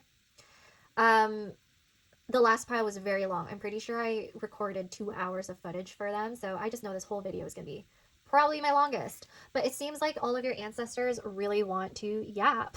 All of your ancestors just have a lot that they want to say. So that's just like the nature of these videos. Sometimes I don't know how long it's going to go, but I'm tapping into definitely more than one person, or deity, or a spirit guide. So yeah, just a lot. Just a lot. So sit back and relax and really try to tune into these messages, okay? So I'm first going to go through like oracle cards, and then tarot, and then we're going to go into like some attributes, seeing what your ancestors look like, or their personalities. Then we're going to take a look at some messages through letter tiles, and then dictionary sheets. So we're going to do a lot for you, pile number 2. Now with the Seer right here, I have a feeling like your ancestors actually view you as somebody who's extremely perceptive. It seems to me that there's something significant about the eyes. Either you're somebody who has a very good vision, like 20/20 vision, like perfect vision, or it's like the opposite, where you could be visually impaired. And typically, only take that if it resonates, obviously, but if you are visually impaired, typically other senses of yours are heightened. So there's just something about like this ability to see things that others can't. So that's how you're being described. Like you're almost psychic, you know? Like there's something about you that is very deeply spiritual or philosophical. And I also sense that you're extremely mature, and like it's like you've almost been through every single experience out there, and that's why you're so discerning and capable of reading people very well, you know? So even if that's not the case and you're just like, what? I'm a pretty sheltered person. Even if that's the case where you're just like, no, I don't think I had that many experiences. It's more like there's something about you being a very introspective person. So maybe you have Jupiter in retrograde, for example, in your natal chart, and you easily understand abstract thought and ideas, and it's very complex. So essentially, you're a very complex person. Other people might not really see you clearly, but you could see other people very clearly. That's a message I'm getting. And I'm also sensing that some of you, if you feel like you're sheltered, or if you're not really that type of person that has experienced a lot in this lifetime, it could be that you've received a lot of different insights from past lives that you've had, and that influences how you see the world currently, which is really interesting. I'm currently getting Pisces energy. I'm getting Pisces and Sagittarius, sun, moon, or rising. I'm also getting 12th house placements, very strong 12th house placements, also 4th house placements as well. 12th, 4th, oh wait, sorry, 4th, 8th, or 12th house placements are very significant here. So you may have luminaries in these houses. So the sun or the moon may be in your 12th house, your 4th house, or your 8th house. And the significance there is that you're able to see through other people's darkness, see through your own darkness, and you're able to handle just very difficult things in life. You know, like it seems like a lot of people come to you to talk about their issues, and you're just able to see what the problem is, like the root cause of something, and you're able to like give them that insight. almost like some sort of like oracle, which is really interesting to me here. But let's take a look at the guidebook to really clarify what this card is all about. Okay. So the seer, they know. They have the power to open their third eye and see past what is known and peer right into the unknown. The seer honors the gifts the gods have bestowed upon them. They allow their imagination to tell them what will come and how to manage the flow of information. Snakes wrap around their neck, protecting, defending all of the words and visions of the seer. Going up to meet them invokes the will of the gods. Are you ready to hear what they have to tell you? Can you handle the news they will tell you about what is coming into your life, for better or worse? Listen to the universe in order to bring the dreams of insight. Locate the balance between fate and free will. Oh, some of you are astrologers. Okay. Yeah. Some of you actually have read charts for people before, or like even tarot for other people before, and they're like, holy shit. How do you know this stuff about me? So maybe that has happened in the past. I'm also seeing like you have a lot of dreams that may be kind of like prophetic and let you know what's happening in your situation or other people's situations that you're not really a part of. Also, the interesting thing about being a seer is that you could be somebody who's extremely visual, very visual. I'm sensing that you have this imagination that's very vivid. You're able to, some of you are able to lucid dream. If it resonates, some of you may astral project at times. Oh my gosh, yeah, that's really interesting. I also feel like there are a few of you who have experienced paranormal things before. Only take that if it resonates. If not, if I'm speaking about this card in a more mundane manner, if we're trying to be practical here, this card could refer to somebody who's a bit more idealistic in a way, and I also feel like this person can be very pretty much this type of person. They learn best when it comes to visualization. They learn best when they can see what's right in front of them, you know? But yeah, in terms of the message about the unknown and whatnot, it seems to me like a lot of people come to you for answers. This could be referring to the workplace, right? So maybe you're in this higher position at work where you have been there for quite a while, or you're very skilled or very developed in your field, and everyone just comes to you to bother you and be like, oh my God, how do you do this? How do you do that? And then you're like, man, when do I catch a break here? when can I just like catch a break? And then you have to kind of just, you know, help people out all the time. Like that's just your purpose. So that's what I'm getting. Some of you may have been born in the year of the snake. And then I see others of you, there's something about Medusa. Like you intimidate people and you kind of scare people. You might have Medusa, the asteroid, or even Lilith in the 1st or 10th house. You might want to check that. So there's a possibility that people look at you and they feel very stunned, and they don't know how to act around you. They don't know how to read you, but you know how to read them. It feels to me like you're the type of person that could see through people, and it's very scary. Like your eyes might be very piercing. Your eyes might tell a story about somebody who's been through a lot or just knows everything. And people are like, oh, I don't know if I like that. I feel naked around you. So yeah, there's something to do with that coming through. Let's take a look at your next Dreamscape Oracle card. We have the Gate. Ooh. This is interesting because it looks to me like this person right here, this figure, there's some sort of portal that she's opened up and that she's looking through. So this does have to do with something related to being able to see maybe other realms. I don't know if you've done that before or you've been... It's really interesting to me. Yeah, I feel like you are very imaginative. You could be an artist, and the art that you create, even writers, by the way, you could be a writer, you could be a filmmaker, and the way you create your works, it's just like people can't grasp how you do those things. Like they don't understand where your skills, where your talents come from, because it's very otherworldly. Very otherworldly. They're like really in awe, confused even, in how you know how to do certain things with your imagination, how you create these stories, these narratives, these artworks. They're just like, what does pile number 2 see in their mind? Like, what goes on in there in order for them to create such beautiful work or such imaginative work? Like, what goes on in there? Even I want to know, Pile, too. Like, there's this feeling of awe that I'm strongly sensing for your Pile. And you're pretty elusive, by the way. Like, there's something about you that is hard to understand. And people really want to go through this gate in order to get to know you better. Like, they want to open up this realm, this world that you've built, and step inside of it. Because when I see the word gate right here in the Seer, maybe there's a feeling of being gate kept. Maybe you gatekeep yourself, and that's how people perceive you, and they're like, ooh, Pile number 2 is very reserved. But, like, there's something about them that feels like there's so much more behind that gate. Right? Like, there's something so interesting about you, Pile 2. Let's see the guidebook. Okay, what the guidebook has to say. Portals appear at the corners of our eyes, which we can almost visualize if we squint. Some who see these portals know them for what they are. They have the gift of opening the small tear in the fabric of the world's material at will.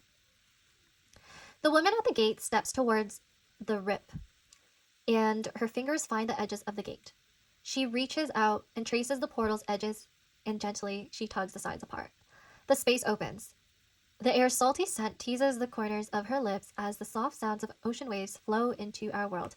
I'm getting the sense that you're very eloquent, it seems. Like, the way you speak.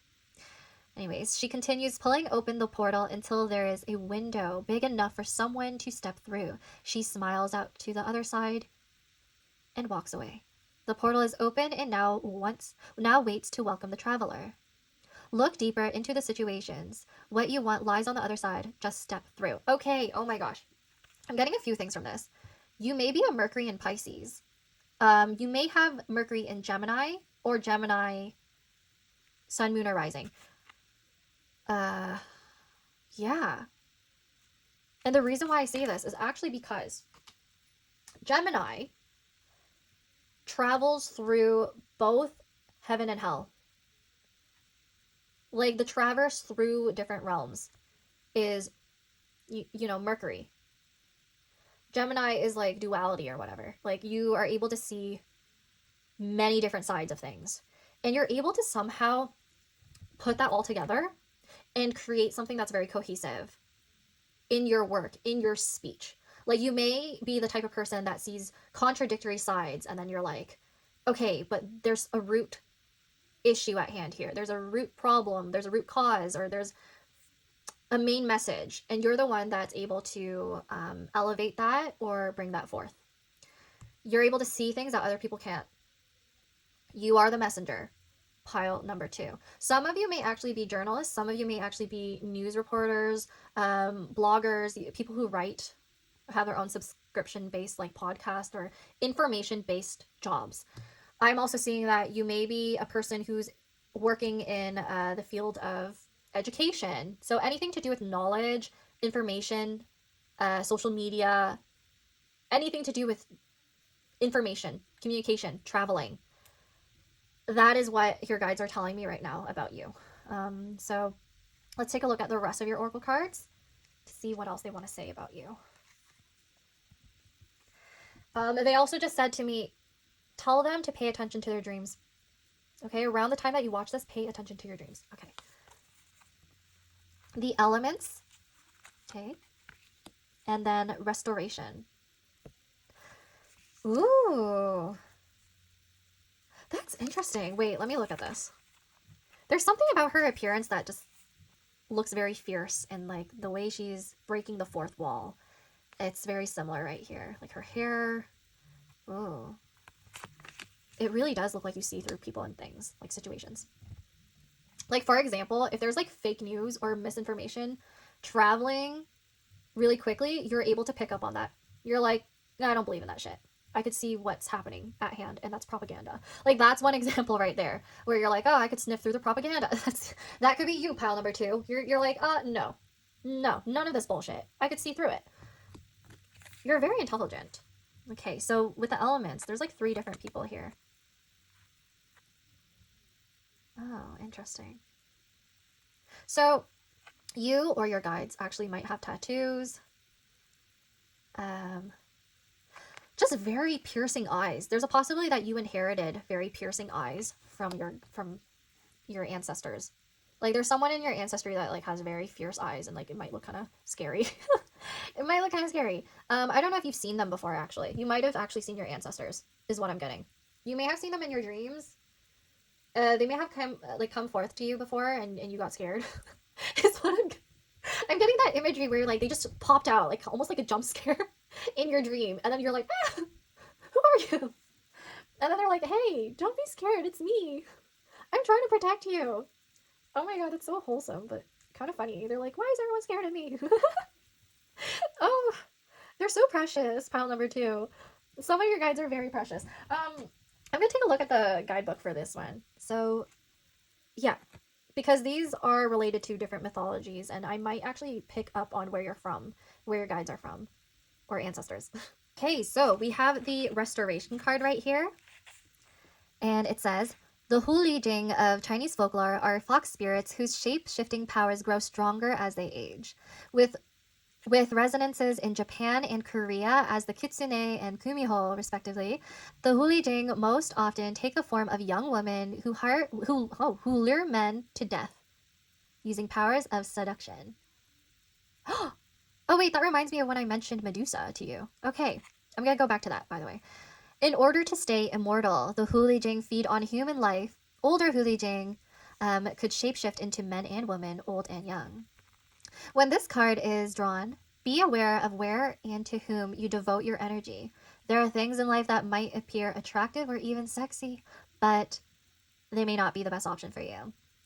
If you're feeling drained or depleted, don't ignore it. Consider what is making you feel that way, and take a step back if you need to. Lean on old comforts and people you know you can trust for restoration. Okay, that is actually really interesting. I'm getting the sense that your guides are talking to me about how, first of all, you're very attractive, and you provoke strong emotions and reactions from other people. I don't know if it's like your appearance, your style, something unique about it, or very expressive about it that makes other people really drawn to you and confused or even like angry. Like you definitely provoke people. So another placement I'm getting is you may be a Taurus sun conjunct fixed star Algol, or you have some sort of Taurus placement near conjunct fixed star Algol, which is Medusa's head. And that fixed star has to do with driving people crazy. Okay, like they feel like they're losing their head when it comes to you. So there may be somebody right now in your life, whether or not you realize it or not, this might be triggering, so that's a warning. But there may be somebody who's very obsessive over you. Yeah. So that's what your guides or your ancestors want to point towards. And they're telling you to preserve your energy, preserve your space and boundaries. They want you to keep to yourself, because there are people around you that might not really have the best intentions, especially if they're looking at you and they're like, I just want to get into bed with pile number 2 or something like that. Ugh.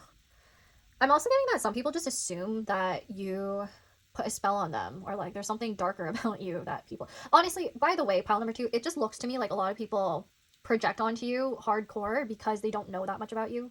There's a lack of information. There's a lot of people out there who actually have a crush on you because of that lack of information, and it may actually turn into some sort of like obsession, is what I'm getting.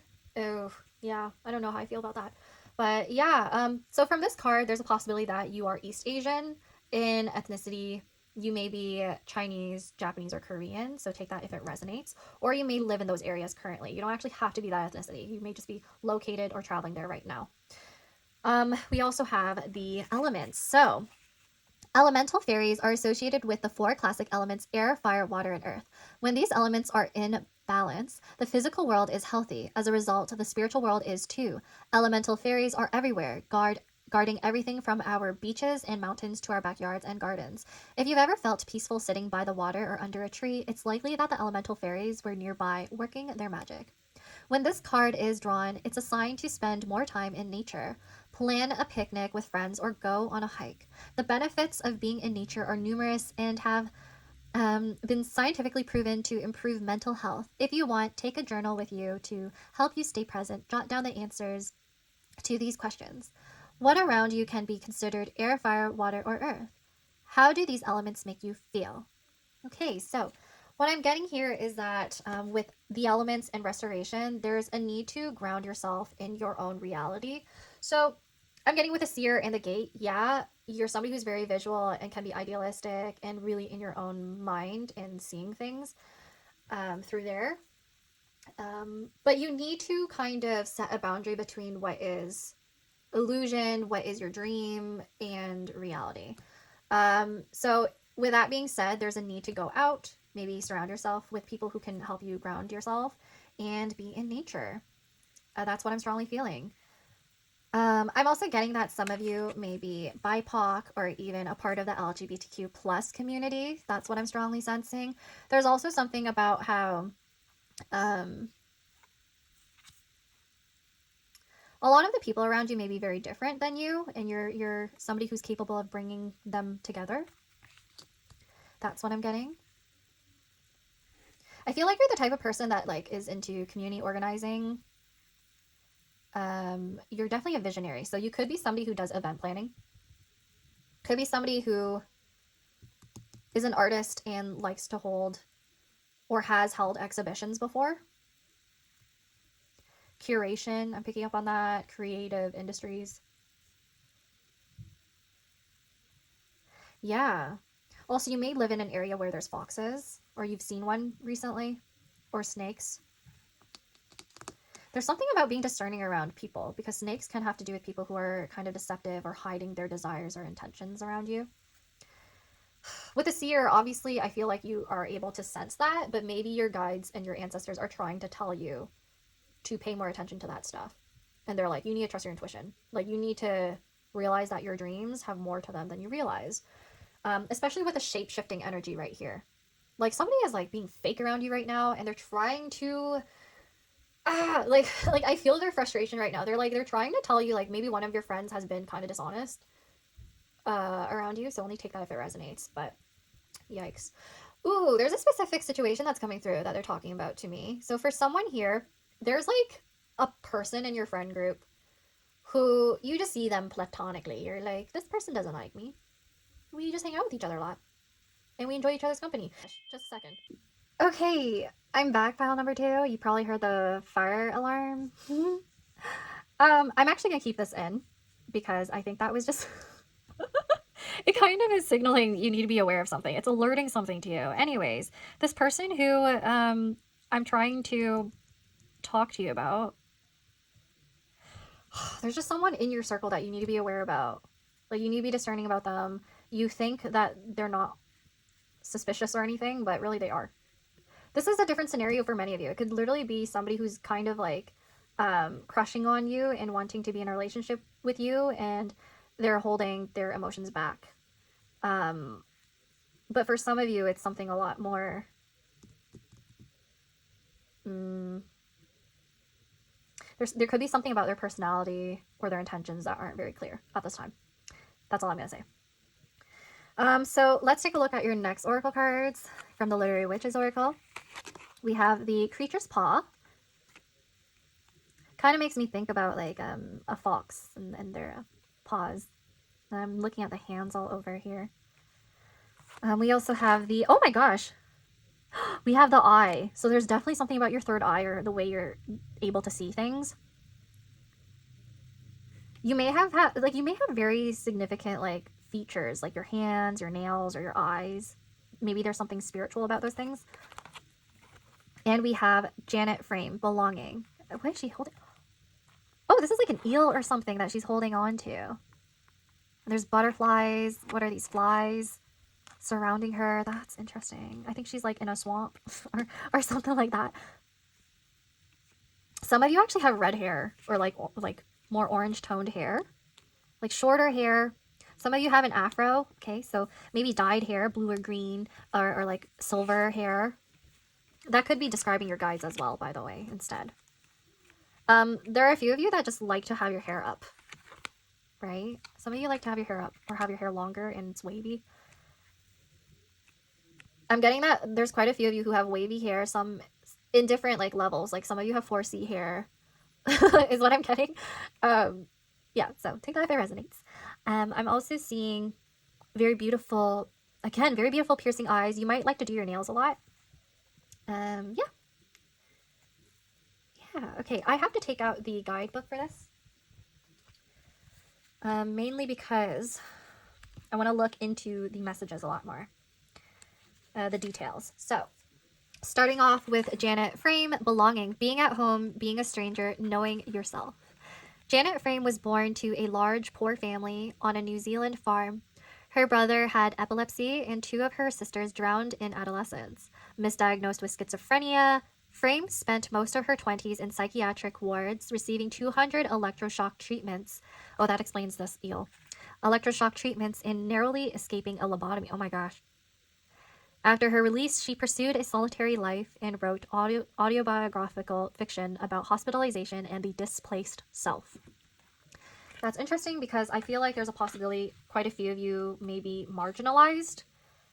So what that means is that some of you may actually be a part of communities that are either underfunded in terms of their security, whether that be their housing or education. Maybe there's a lot of discrimination towards your community and you've experienced that before.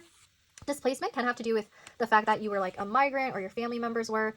This could be talking about your ancestors as well, where they experienced these things and you're aware of that. So take that if it resonates. But I'm also feeling like with that specific card, I'm getting the message that there's quite a few of you that can see things that you can't really explain to people. How do I say this?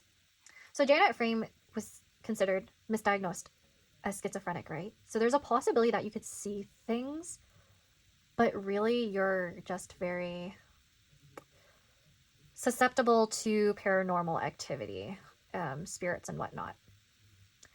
There's actually research on countries that have a high level of cultural shamanism and how some of these shamans may be schizophrenic. However, their manifestations of schizophrenia are not as negative as people who live in countries that stigmatize schizophrenia, so like the West. So what I want to explain is that I'm sure there's more research that's going into this, and you might want to look it up as well if you're interested in these type of topics. But there's something about needing a sense of support from people who truly understand and believe you when it comes to the things that you're seeing. Because that will give you an environment that will help you thrive and really work through these spiritual gifts that you have. So take that if it resonates. I'm not trying to encourage like delusional spiritual psychosis here, okay? Like I'm not trying to be like, yeah, you see shit. Like not all of you. That's not all of you, to be honest. So you might want to get that checked out. But I'm just saying, there might be a case here where like you see things, even in a mundane sense. Like it could be that you see discriminatory behavior in the workplace and you say things out loud and you're kind of like a whistleblower, but then you get ostracized from it. You get like consequences from that. This all draws back to like my the energy I was picking up on with like Lilith and Medusa. So if you want to look up the mythology of those figures, I would say definitely do so, because they've been stigmatized and like ostracized, punished for their own beliefs and for how they show up in the world. So there's something very significant about that you may need to look into, and your ancestors want to also acknowledge that your community is out there. Some of you may have been in the process of looking for a community that you resonate with a lot more and that you feel loved by and that you belong to. And they're telling you that they're out there and that you're very, very loved. And there's nothing wrong with you. Oof, I actually just got a specific message. So with the shape-shifting and the kitsune or the huijing or kumiho, I got that some of you are into drag, some of you are into like performance and like theatrical drama and like dressing up and looking beautiful, or like some of you maybe it's like cross-dressing even. And they're saying that these qualities, these hobbies or pursuits of self-identity, they are all valid. That's what they want to say to you. So they're saying if you've ever been like punished for being yourself, your community's coming in, honey. Like, they are coming for you. They will protect you. They will save you. They will be there for you. It's just there are some people out there that I was picking up on that pretend that they accept it around you. For some reason, I'm picking up on that, and your guides are trying to signal that to you. And they're for some of you, if I'm being completely honest, ooh, I'm feeling rattled here. For some of you, oh my god, there's someone that is a little dangerous. Which I don't like to say that. Like, you need to like discern this message and like see if that might be the case. Take what resonates, because some of you actually already know what this is about. Like, it could be someone close in your vicinity, like a family member who's like a little like hateful, you know? And they're trying to tell you that you need to figure out a way to step into your own authority and get away from that. Like, you see these things clearly. You see the issue at hand clearly. And maybe the other person refuses to do so. And then there are some cases where it's like you can't do anything about it. You know, you can't change a person's mind when it comes to like how you want to be loved and viewed in terms of your identities. Like, sometimes you just need to get away from that environment and leave. So that's what some of your guides are saying. Okay, that's like a very stern message coming through here from someone. And yeah, this is a very intense reading. I'm sorry, but let's take a look at the other ones. Creature's Paw, the other, friendship and forgiveness. Okay, so for some of you, yes, maybe you feel othered. And then in friendship and forgiveness, there's a possibility that there's somebody who's going to come back and try to reconcile with you. And it's up to you to determine whether or not you want this person back in. And then we also have I, seeking answers, seeing clearly, and paying attention. So yes, there's something that you need to pay attention when it comes to the people you surround yourself with, whether it be romantically, friendship-wise, or even your own family members. So that's what I'm strongly sensing here. Now, we are going to take a look at your tarot next, finally. So I'm going to put this aside, probably off screen, so that it doesn't take up space. And then, yeah, we are going to also read from the guidebook, because I'm actually using the Yoshitani deck that also pulls from different mythology. Okay, so what do pile number 2's ancestors want them to know? Urgent messages, please. Oh my gosh. Strength in reverse.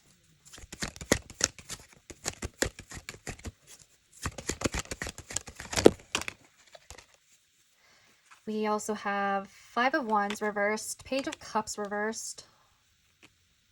I'm getting a lot of reversals here.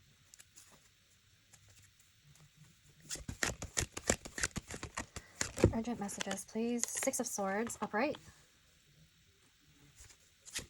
Urgent messages from their ancestors, from pile number 2's ancestors, please.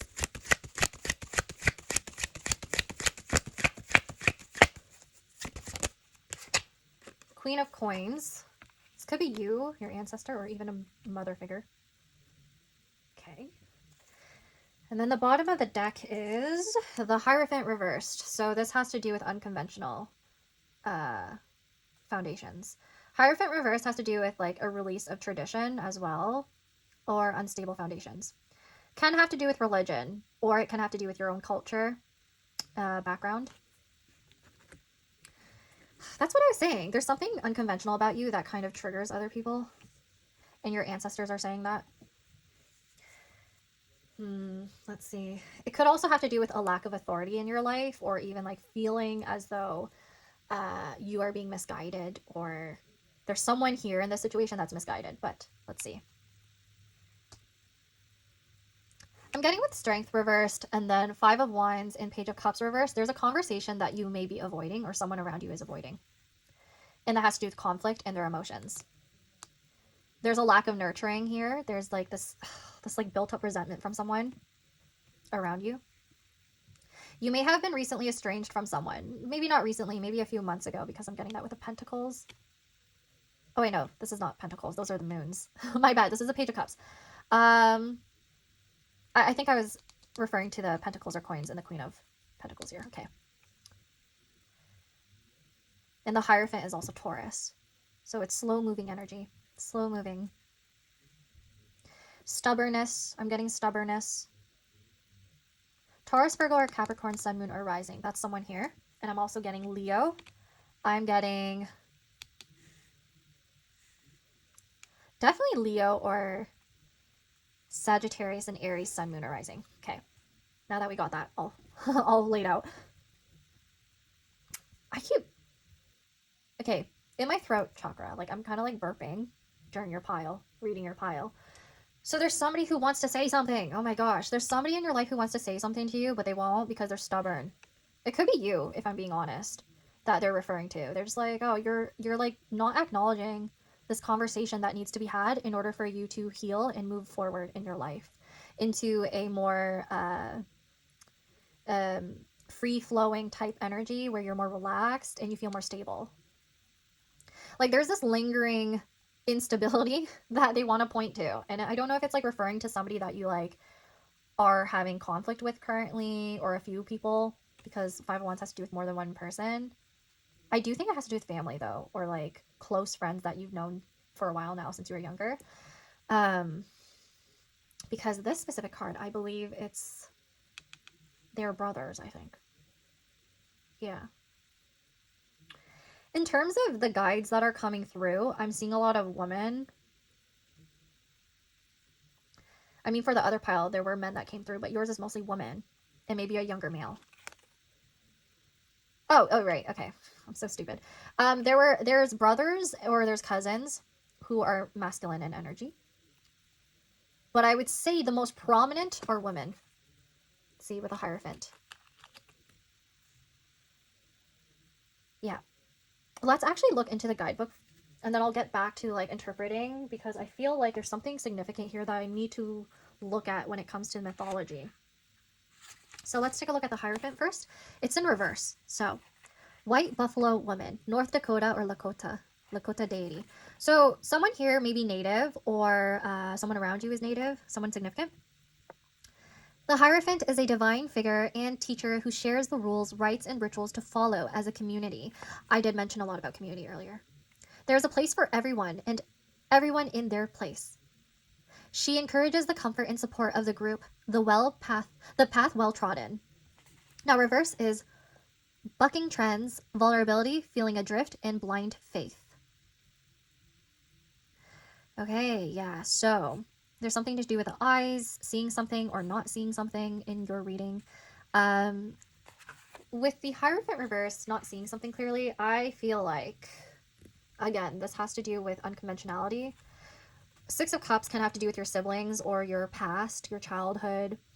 It can have to do with steering away from what you used to know, perhaps. Six of Cups is also to do with like your neighborhood, your community, like within your vicinity, or revisiting your inner child. So what I'm getting here is that for some of you, there's some sort of competition between your cousins or your siblings, or you're being pit against other people or compared by other people who may be a little bit more conventional or seemingly secure.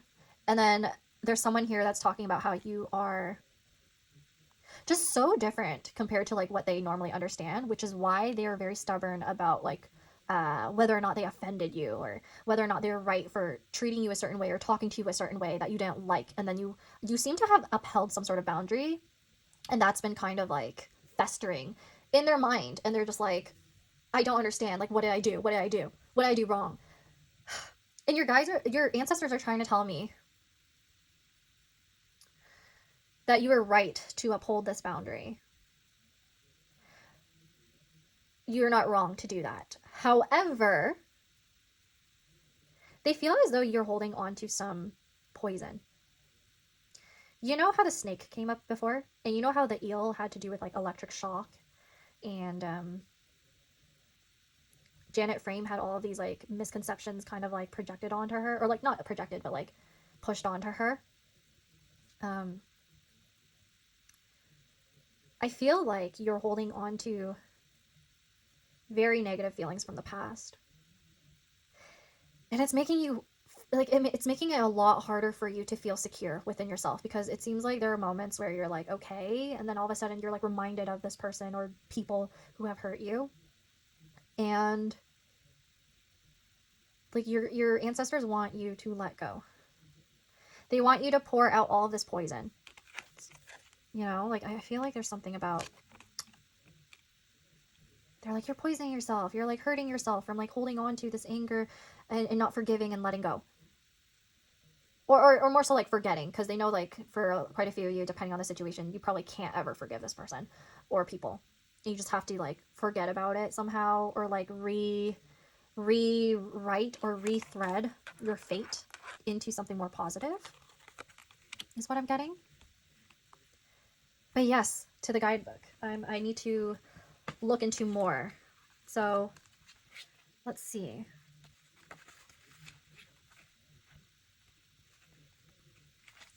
We also have strength in reverse here. Tamlin, Scotland. So some of you may be Scottish fairy tale. The strength card is about willpower and determination, focus, persistence, and the ability to confidently stare any challenge in the face and overcome it. This is not physical strength, but a purity of heart and purpose. So staring, definitely something with like how you're seeing things it might not be that clear in the other person's eyes maybe, but it's clear to you who's at fault. And you're like waiting for this person to like come back and apologize and make things right, but they aren't doing that. They just won't. And you're like frustrated. You're like, what the heck? Like, do you not realize how much trauma you've put me through or how hurt you made me feel? Like, why are you not acknowledging any of this? Why aren't you taking accountability? And now I just want to mention to you that I'm pretty sure this is a crocodile right here. And then this strength person right here, she has something called crocodile ears. Why did I say crocodile ears? Sorry. Crocodile tears, okay? Sorry. Crocodile tears. Which pretty much tells me that whoever we're looking at right now, to other people, they're one way. To you, they're another. So that's confirmation. Your guides know, your ancestors know that. They're aware of that.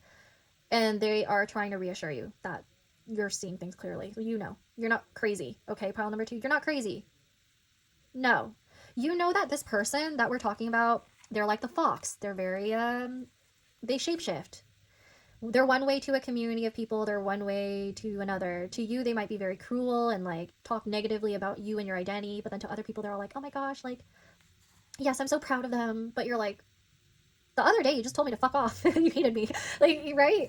Okay, but anyway, with reverse, we have weakness, self-doubt, abuse of power, pride, and negligence. So whoever this person is, they can be very manipulative, if I'm being completely honest to you.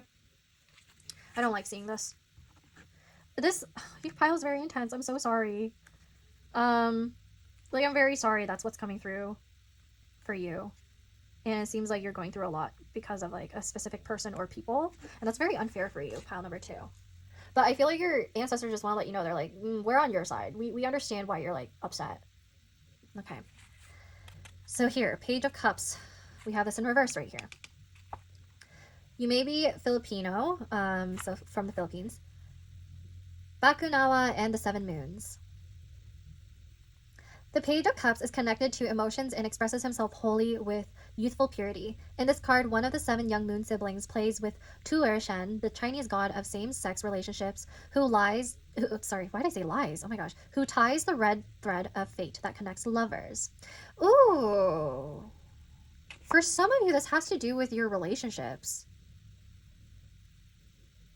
And your siblings. I already said that before with other cards. I picked up on that. Reversed. Bad news, jealousy, obsession, childhood problems, and immaturity. Yeah, I already mentioned these themes before with your oracle cards too, so this is just repeating. What I can say here is that, like I said, especially because it's like it came out with this card, which I need to pull out for you. There seems to be, if this is the case with you, pile number 2, please feel free to let me know in the comment section. I'm very curious. Looks like some of you are pitted against your siblings. Or even cousins. For some reason, I'm picking up on cousins. I need confirmation. That's why I need to pull out this one card and see if it says anything about cousins. Okay, we have it. Oh, I don't think so, but it's, for some reason, I'm picking up on that. Okay, the Pandavas. So some of you may be Indian or from India. Sanskrit epic poem. The 5 of Wands is represented here by the Pandavas, 5 brothers who embody unity in the face of conflict. The 5 brothers have been known to bicker and play fight, but they also care deeply for one another. A resolution to their strife only comes from good communication. Yeah, there's something going on with communication here. Also, I'm filming this during Mercury retrograde, so this may have happened recently for some of you. Reversed. Compromise, peace, harmony, resolution, and conflict avoidance. And I did mention before, there's a lot of conflict avoidance here. So it's unfortunately this is coming through as the message for you. It's good that your ancestors are on your side and they're aware of this and they're like trying to protect you and take care of you. The bad side is that all of my interpretations are right. They're very like, the situation is very hard on your mental health pile number 2. Oh my gosh. Okay, so we also have Greek mythology, Danae, and Perseus. I picked up a lot on Greek mythology, even with like Medusa, right? So maybe some of you have learned or studied Greek mythology during your higher education, or you are Greek yourself. The Six of Swords represents leaving behind tumultuous waters for a future that is calm and promising. After being imprisoned by her own father, ooh, for some of you this has to do with your father, but for some reason I feel like it's more to do with your mother for most of you. Your mother may actually play more of a patriarchal, fatherly role in your life, especially if your dad's passive, just letting you know. And her young son Perseus escaped. Perseus will eventually grow to defeat the Gorgon Medusa. Oh my gosh. Right. Please, pile number 2, check where Medusa is in your natal chart and tell me. Because I really want to know how it's showing up in your chart. Even check if you have placements right on Algol, the fixed star. Okay? If you need help with that, just let me know. But that's crazy. Anyways, healing, moving forward, stability, escape, and journeys. I think naturally people just have a very intense reaction to you, and it's pretty unfair sometimes. I think you already know this. Oh, also your ancestors wanted to let me know that the ones that are coming through right now, they've also experienced the same thing. God. It seems like some of them, if you literally have been like discriminated and going through that stuff, they wanted to let you know that I have the same identity as you and I went through the same things. So for example, if they're literally queer, then they're like, oh yeah, you're just like me, honey. I went through the same things. Yeah. So, Waramarung Gunju. We have Northern Australia, Gunwingu deity. So some of you may be Australian or native Australian again. The Queen of Coins is an eager mother ready to bring new life. Waramarungunju has traveled the world, blessing her many children. She is always moving, loving, and ever practical. She teaches her children how to help themselves. A healer, luxury, being grounded, practicality, and movement. Ooh, okay, so I'm getting a lot of messages through all of these readings today from your ancestors talking about intergenerational trauma and moving on from your lineage's sins, issues, conflicts, like traumas. And they're trying to let you know that you're in a phase of healing and the process is going to be pretty difficult. It's going to be tumultuous, but you're doing well. It's going to be hard. And they're trying to say that in some cases, yes, you're going to get your fight or flight triggered. See, fight or flight. Well, not really flight. It's more like, row my boat away. But anyways, it seems like your ancestors are saying that that's going to be triggered a few times as you're going through your healing process and growth in your life. But you're going to reach a point where you're so secure that you're not going to care about what anyone thinks about you. By the way, I just noticed I probably should have put a crystal on top of this, but I feel like it's too late. Anyways, who cares? I definitely feel like for your sake, you will just need to, like, I'm sure your guides, your ancestors, I keep calling them your guides. I literally think your spirit guides are your actual ancestors, most of them. So that's probably why.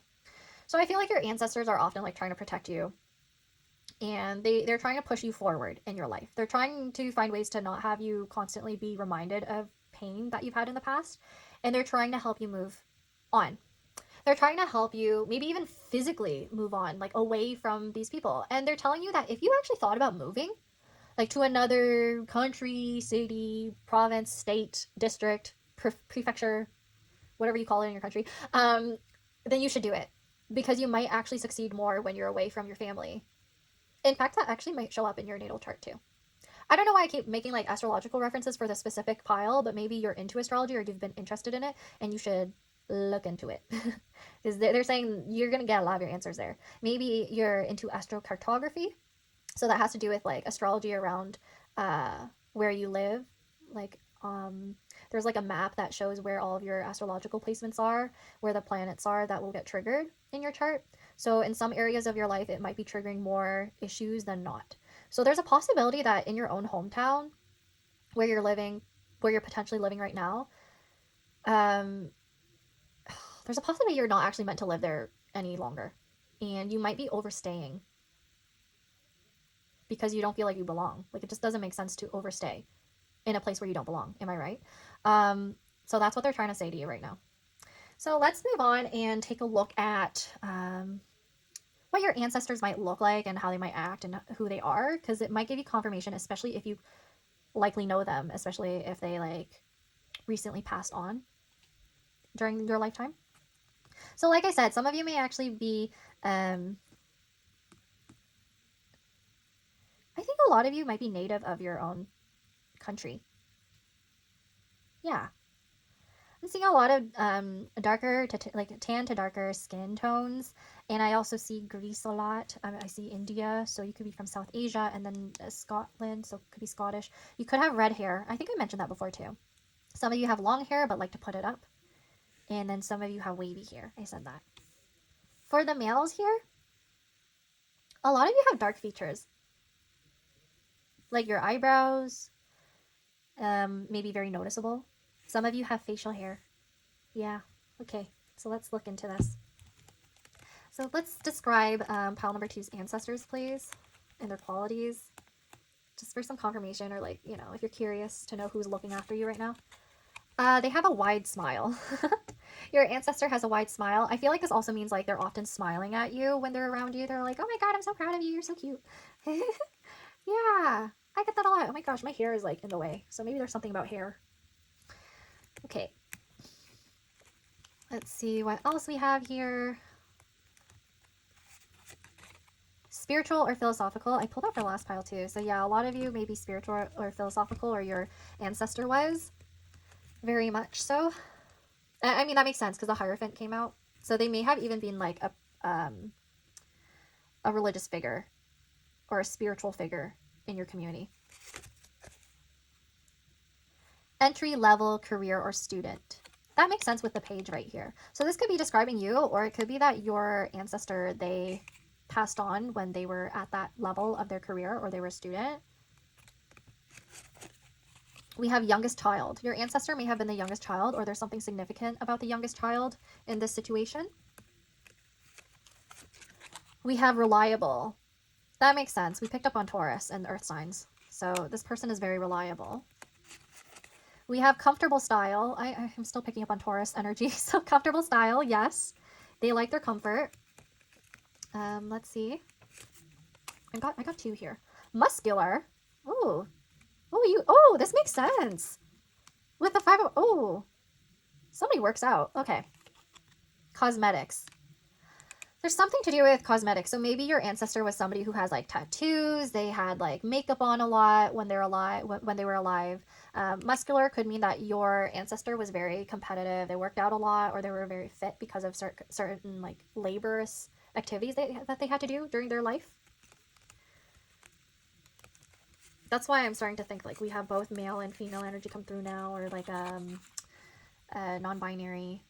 For some reason I'm getting that. Okay, we have reserved. Someone here is reserved, which I'm kind of not surprised about with all of those reversed cards coming through. We also have gift giving. That makes me think about the Queen of Coins. So maybe somebody's going to give you something in the future, or somebody here in this situation is a gift giver. They really like giving things to people. Take that if it resonates. You probably do know who that is referring to. But I have a feeling your ancestors might try to like, I got this message that they might like move around your stuff. And they're like, hey, I got a gift for you. I moved this right here. I don't know. Curly hair. Yes, we're confirming this. Curly hair, curly wavy hair. I mentioned that before. So definitely someone has curly hair. A lot of your family members might have curly hair in general. We have emotional compatibility. Interesting. With the Page of Cups reverse, though, I have a feeling it has more to do with emotional incompatibility with whoever they're trying to alert you to. So in that sense, they're trying to say to me right now, they're like, okay, tell them that the reason why this other person isn't like acknowledging their faults or willing to apologize or make things right, and you would have to do it first. The reason why is because this other person is kind of like emotionally immature in comparison, and it's kind of like hard to fix. You can't just teach someone to know how to apologize. You know what I mean? So that's what they're trying to say to you right now. Yeah. Loyal. Ooh, this person's loyal. That's why they're so annoyed. That's why they're so annoyed with whoever hurt you. They're just like, what the heck is wrong with you? That's not how you treat another person that you're supposed to love or take care of. Which explains this Hierophant in reverse. Like, your ancestor is kind of pissed. I don't know if your ancestor might have been somebody who was the mother of whoever you fought with, or like was the, like, you know how there's like familial hierarchies?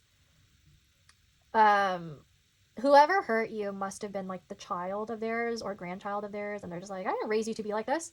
What's wrong with you? That's actually coming through right now. That's why they're like pissed. They're like, what are you doing? Like, you're trying to make them into the bigger person when it should be you. Like, that's what they're saying. Okay, that's interesting. Let's get one more. We have confident. Okay, so there's something to do with confidence right here. I don't know why, but usually I don't pick up this energy through this card that I wrote and channeled. But confident right here, for me, has to do with privacy. For some reason, it's like, oh, I will tell you this thing in confidence. Like, there's something to do with secrets. There's something to do with a back and forth, or someone hiding their true feelings and emotions and what they think.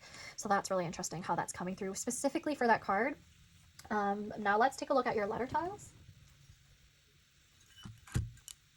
Okay, so we might pick up on names, initials, deities, or messages that they want to point out to you, your ancestors. Okay, so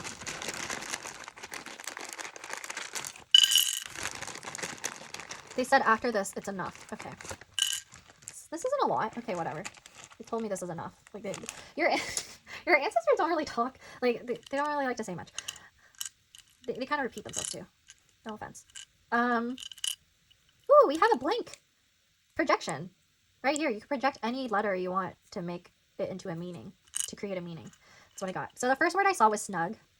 So your ancestors want to hug you, or like they want to like.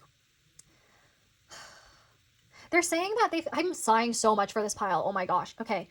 So for you specifically, your ancestors are like, oh, I know you might feel left out in the cold quite a bit, or like ostracized or hurt, and you don't belong anywhere. I want to hold you and make you feel snug and warm. And I'm trying to let you know that in the future, you will achieve this feeling of warmth and like care. That's what they're trying to say to you. Someone is named Mo or Moe.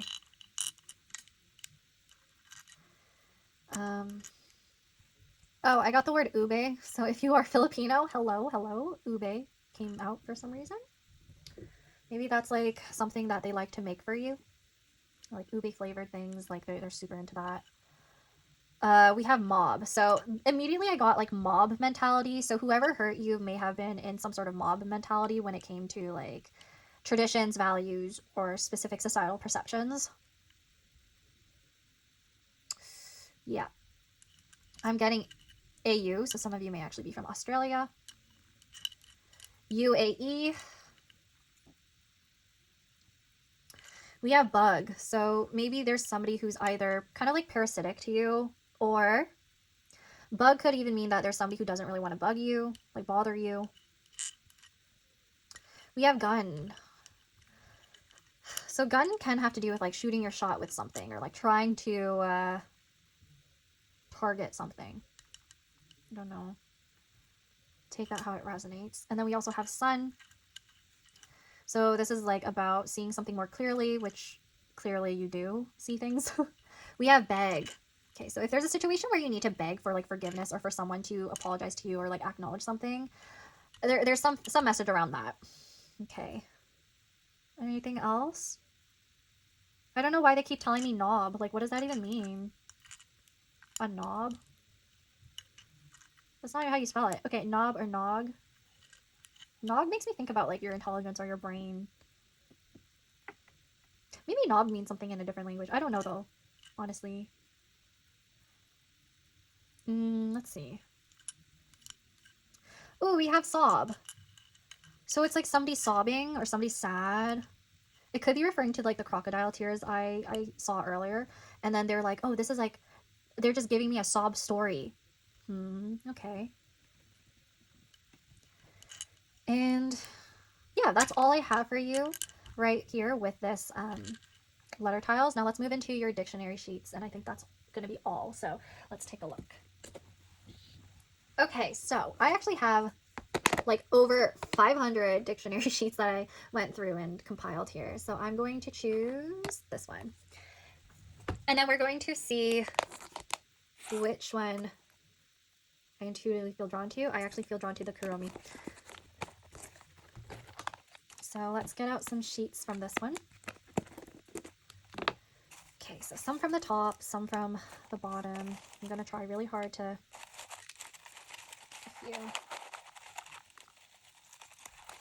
Okay, I could see why they... I could see why they told me to get less for your letter tiles. It's because they want to tell you more through this medium.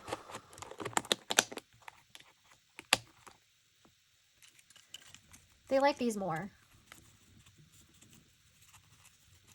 They said it's because it's straight to the point. I'm like, okay. Well, good for you. They're so silly. Okay, let's see. Skirt. To go around the edge of a place or thing to avoid talking about something unpleasant. Oh my gosh. See, okay, that's what was going on during your entire reading. Like, they were constantly like, you're avoiding something, you're avoiding something. Oh my gosh. I actually never used the word skirt in this context before. So that's interesting to see. And that's interesting how that's the first thing that they wanted to tell you.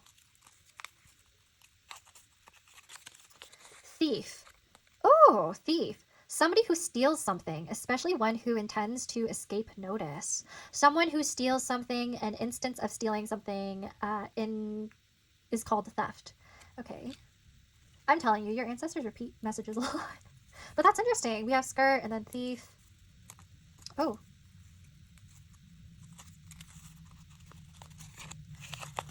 Sail. Oh, this is just like your Six of Swords card.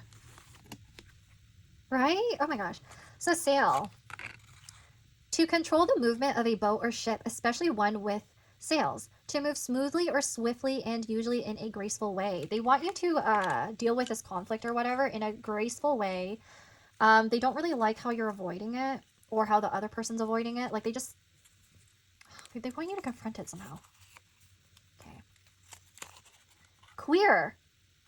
Oh my gosh, I've been telling you, it's either your ancestors are queer or you are queer, both of you are queer, everyone's okay. It seems to me like they are referring to your identity here, your sexual identity. So take this only if it resonates. I know not all of you identify as that. But it was just such a strong message for someone that they were dealing with people around them who were just unjust, if I'm being honest. Now this says eccentric or unconventional. I kept saying unconventional. Arousing suspicion, slightly unwell. Okay, this is not good. Especially nauseated or faint. I guess that's the other definition that it was taken from. So don't take it as like I'm saying, or your ancestor is saying you're unwell. It could be the other interpretation from the person that's hurting you. An offensive term meaning gay. I mean, for some of you, you're reclaiming the word. So, yeah.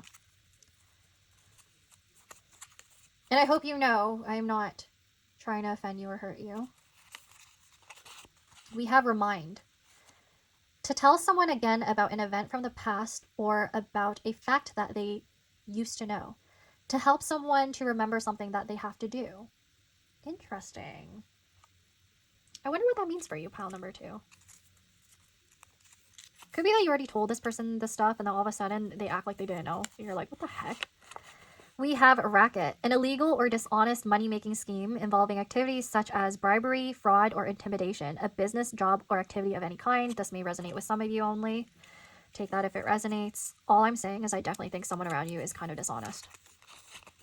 Idiom, the way of using a language that comes naturally to its native speakers, the style of expression of a specific person or group. I could now see why your ancestors liked talking through this a lot more, it is straight to the point. I gotta give them that. Accustom. To make yourself or somebody else used to something through frequent or prolonged contact or use. Accustom. I'm getting the sense that whoever hurt you, they were a part of like a community or social norm that they wanted you to be a part of instead of who you really are. Reliable. We got reliable twice, I think, in this reading. Your ancestors are very reliable and they actually see you embodying these qualities too. So they're pretty proud of you. They're like, you got this from us. You inherited this reliability from us. That's what they just said. Able to be trusted or to do what is expected or has been promised. Able to be trusted, accurate, or to provide a correct result.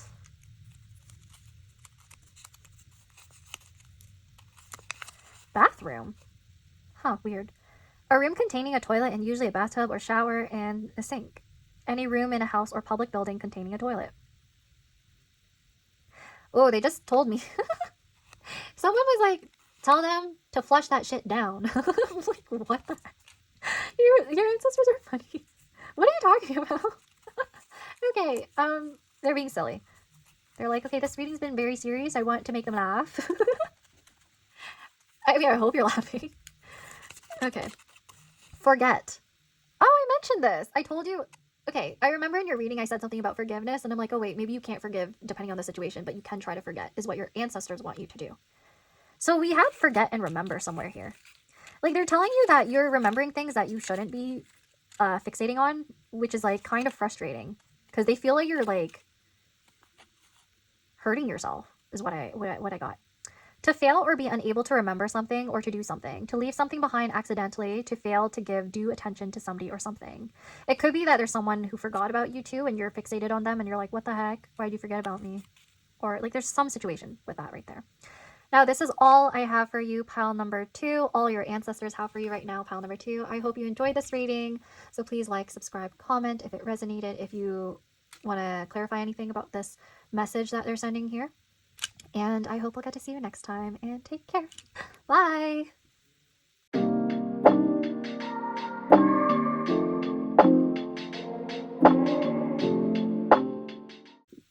Hey there, pile number 3, the light. Welcome to your reading. So we are taking a look at what your ancestors urgently want to tell you. So I also just realized I probably need to cover up this. Yeah. Oh, YouTube. Anyways. From this card, I'm seeing that, first of all, we're going to talk about how your ancestors view you and perceive your current situation in your life right now and what they want to say to you. And then we're going to take a look at oracle messages, tarot messages about advice that they wanted to give you for the longest time. Because trust me, the piles prior to this one, they were yapping so much. They're like, oh my god, someone's finally talking to me. And someone finally can relay these messages. So yeah, this might be a long one. So please feel free to sit back and relax, play this in the background, and just try to cling on to messages that are really important. I'm pretty sure the other 2 piles, they like reached 2 hours of messages. I might actually speed them up and see if it can get shortened, but yeah, we'll see. We'll see in post-production. But for this, we're also going to get into some letter tiles and some attribute cards to see who they are, what they look like, how I could describe them to you. It might give you some confirmation, especially if you might know this ancestor already. I started itching, by the way, and I'm like scratching myself a ton. So maybe that's happening to you, or that's a sign. Or they were just itching to talk to you or something like that. That's what I got. And I also feel like we're going to pull through some messages from, letter tiles, dictionary sheets, because they like to relay messages through those. I noticed in the last pile I used less tarot cards, and I think it's because their ancestors just wanted like a straight message and they didn't want it to be confusing. I only realized that after I was done their reading. So yeah, just letting you know that. But yeah, this pile is interesting because with the light, I think this has to do with they perceive you as somebody who's an incredible light. They are seeing you as somebody who's bright, intelligent, somebody who views things very clearly a lot of the time and may shine light on others. Like you might even like, people might put you up on a pedestal, but alternatively, you might be somebody who's really good at showcasing other people's talents and seeing the good in others. So I do really think you might have very strong Leo placements. So Leo, sun, moon, or rising might even be your midheaven, actually. And I have a feeling like there's something about how you're very physically attractive, like very beautiful, and people can acknowledge that. Like there's something about you that is just meant to be seen. Like you are meant to be in the public eye. I also feel like um, there's something about you that's very deeply creative, and you might be a person who's incredibly drawn to creative pursuits, and you could be very in tune with your inner child, especially with these Leo placements coming through right now. Fifth house is coming through. I strongly feel like your natal chart has a lot of that energy. Now let's take a look at the guidebook to see what else it has to say about this specific card. So, the goddess of the day holds her arms up to the light of the sun. She gives reverence to the life-sustaining rays, which bring heat and light. The sun sets the world ablaze, illuminating every part and every corner. Nothing escapes the fire. She brings happiness and illumination to the land. Wake up, it is time to get to work. Begin putting your desires into motion. You can achieve anything you set your heart to in this light. You might feel exposed by the brightness. It is all right. Let the anxiety pass. You have got this. Everything is as it should be. Give into the desires of the light and grow. Praise the day. Know you're on the right path. Okay, so the message right now is that you're on the right path. That's really good to hear, isn't it? Now, I also feel like your ancestors want to let you know that they want to let you know that if you're getting more recognition lately, that's a sign that you're on the right path or in the right field of work in your career. I'm also getting that if you find yourself being more comfortable with being in the spotlight, that's also a sign. You might be getting more opportunities that kind of push you to the forefront at this time. If not, the message is that that's going to happen. Okay, so they're just letting you know ahead of time. They're like, oh, you're going to gain some more attention and like recognition and stuff like that. You may have been actually drawn to pile number one because that's the pile I chose, and I actually was drawn to this one too. And funny enough, my actual English name refers to the sunlight, the sun ray. It translates to that. So maybe for you, some of you, your name translates to the sun, or it's actually Ray, or Raymond, or something like that. Or any variation referring to the sun and the light. Now, I'm also hearing that your ancestors wanted to let you know that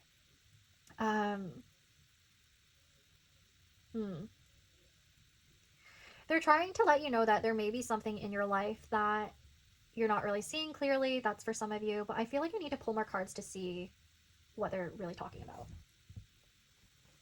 Okay. So we also have another Dreamscape Oracle card. Let's flip it over. Balance. Okay, some of you may be Libra, Sun, Moon, or Rising. I also feel like with balance, there might be something to do with your level of exposure to something that they might be concerned about or want to talk about with you. Okay, so what I'm also getting with balance right here is that some of you are in the field of law. There's something to do with law and order. There's something to do with karma, specifically with your pile. That's interesting. Let's take a look at what this card is in the guidebook, actually, because I want to look into this first before I like make any assumptions. Okay. The idea of a binary is a human concept. We contain both one and another inside our genetic makeup. Balance sits outside of this duality. They follow their vibration, their own story. They can often be positive, revealing the good that sits inside us all. They can also be gloomy as they give in to the dark emotions that lie feral, waiting to attack. Balance sits somewhere in between. They know what it is. They know what it is like to carry both sides. Balance blends the best and the worst, presenting us all a new opportunity to experience the whole of creation. Look for the positive in the negatives. Temper your emotions. Okay, so you may be a Leo or a Gemini or Aquarius, Sun, Moon, or Rising. Take that if it resonates. But yes, I do really see that there's something to do with the light and also the dark. The darkness within you and then the light externally outside of you. Oh, you know what I just got? Your ancestor said that they feel like a lot of the time you are looking for a validation outside of yourself when you should be looking within. They are also saying that the darkness within you shouldn't be something to be afraid of. And you're capable of transmuting this into external beauty. On a more mundane note, some of them are actually highlighting your health and wellness. So they're saying something along the lines of how you need to pay attention to what you put into your body because it shows in your external appearance. It could be something that you're trying to do these days, trying to do now. Like you've been focusing a lot on your external beauty, and they're just trying to remind you. They're like, remember to also focus on yourself, like on your inner beauty as well, and remember to take care of yourself. You need to sleep well. There's something to do. There's also something to do with like your sleep patterns. Your oh, excuse me, I just hiccuped. There's something to do with your sleep schedule these days, so take it if it resonates. For some of you, they're kind of concerned. They feel like you're not really sleeping properly. Either you're waking up too early or you're sleeping too late, is what some of them are saying. Some of them are acknowledging that for work, you have to wake up really early, like when the sun rises, or maybe even before the sun rises. So they're trying to tell you, they're like, hey, you need to sleep earlier, and so that you could go about your day in a healthy way. And so they're trying to remind you that. Like they're trying to be like parenting you. So maybe for some of you, it's a parent that's coming through. Okay. Now let's take a look at the rest of your oracle cards. For this pile, for some reason, I feel like I need to lay the two out first before I interpret instead of just doing it one by one. Treat yourself. Oh, look at this kid holding this giant piece of corn. How cute. Treat yourself. Yeah. And then we also have crying out. Oh, that's interesting to see because I feel like this is like rain. And so it kind of goes with a message about like something external versus internal. So the rain is like an external force. It's like the environment you're in. Crying has to do with something internal coming out of your body. So I have a feeling, again, this has to do with some darkness within you that you're trying to heal and they're trying to acknowledge. You might be resisting joy. You actually might be resisting joy because you're so like fixated on some grief, or you're going through a grieving process right now. And it's almost as if they're saying right now, they're like, it's almost as if you're trying to punish yourself for being this bright light. It's almost like you're trying to punish yourself for being happy because other people around you aren't, or they have this inability to value you or be happy for you or celebrate you. And you need to do that for yourself. Tying back to the message about you often seeking outside validation, you need to do that for yourself. They're saying, I want you to practice giving yourself more self affirmations. You need to have more positive speech towards yourself. You need to be more kind and compassionate towards yourself. You need to allow yourself to feel deeper, darker emotions and not be ashamed. Because only then can you actually help other people and be the light for other people. Because you acknowledge that without darkness, there cannot be light. There's no reason to shine on anything. So I'm getting the yin and yang message right here. So you're supposed to balance the dark and light, your positive, your negative thoughts and emotions. Yeah, there's a lot to do with emotional regulation here that they want you to focus on. They're trying to ask you to be more kind to yourself. Okay, so I'm going to take a look at these cards in the guidebook because they kind of tell me more about certain mythologies that are associated with your ancestors and messages that they want to highlight. Okay, for crying out. A banshee is a fairy of Celtic folklore who is known for wailing loudly into the night to warn of imminent death. Ooh. Sources say that if someone heard the scream, their loved one would soon pass. Some believed that each family had its own banshee who would foretell of grief ahead. The screams have been described as shrill and terrifying as one can imagine a sign of death would be. When this card is drawn, you might be entering a period of grief. It could be that someone close to you has passed or that a relationship or career has been cut short. Endings are painful. Seek counseling from a professional or open up to people you trust. Talk about what you're going through, and if words don't suffice, go ahead and scream or cry. Sometimes We just need to let it out. Okay, yeah, that's what I was picking up on. That there's some emotions that are being blocked right now within you. Like you're struggling to really accept an ending of some sort, perhaps, not seeing that there's light at the end of the tunnel. And I feel like there's a possibility that, again, you feel guilty when you do feel joy, and you feel guilty trying to move on. So I don't know if it really does resonate for someone here who has just been through an experience where a close loved one has passed. They are looking over you. This is the ancestor that is looking over you, and I'm confirming that because they really want to talk to you, and they're trying to say that they don't want you to like hold on to this guilt or shame because you're holding your back from like something more fulfilling and beautiful in your life, because like they don't want to be the cause of your heartache or holding you back from the things you love and enjoyed before them being in your life. I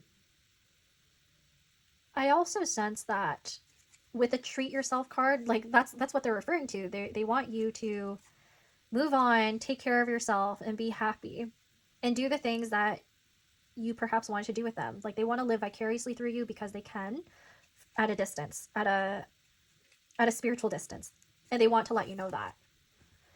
Okay, so with treat yourself, Alexes are friends of ancient Mayan tradition who are invisible to humans, though they will reveal themselves when they want something. Often Alexes want something. These mischievous, chaos-loving fairies adore gifts. Farmers in the Yucatan Peninsula would leave offerings to Alexes, hoping to win their favor so that their crops might flourish that season. Alexes can summon, rain, and protect your property at night, but only if they got or get something first.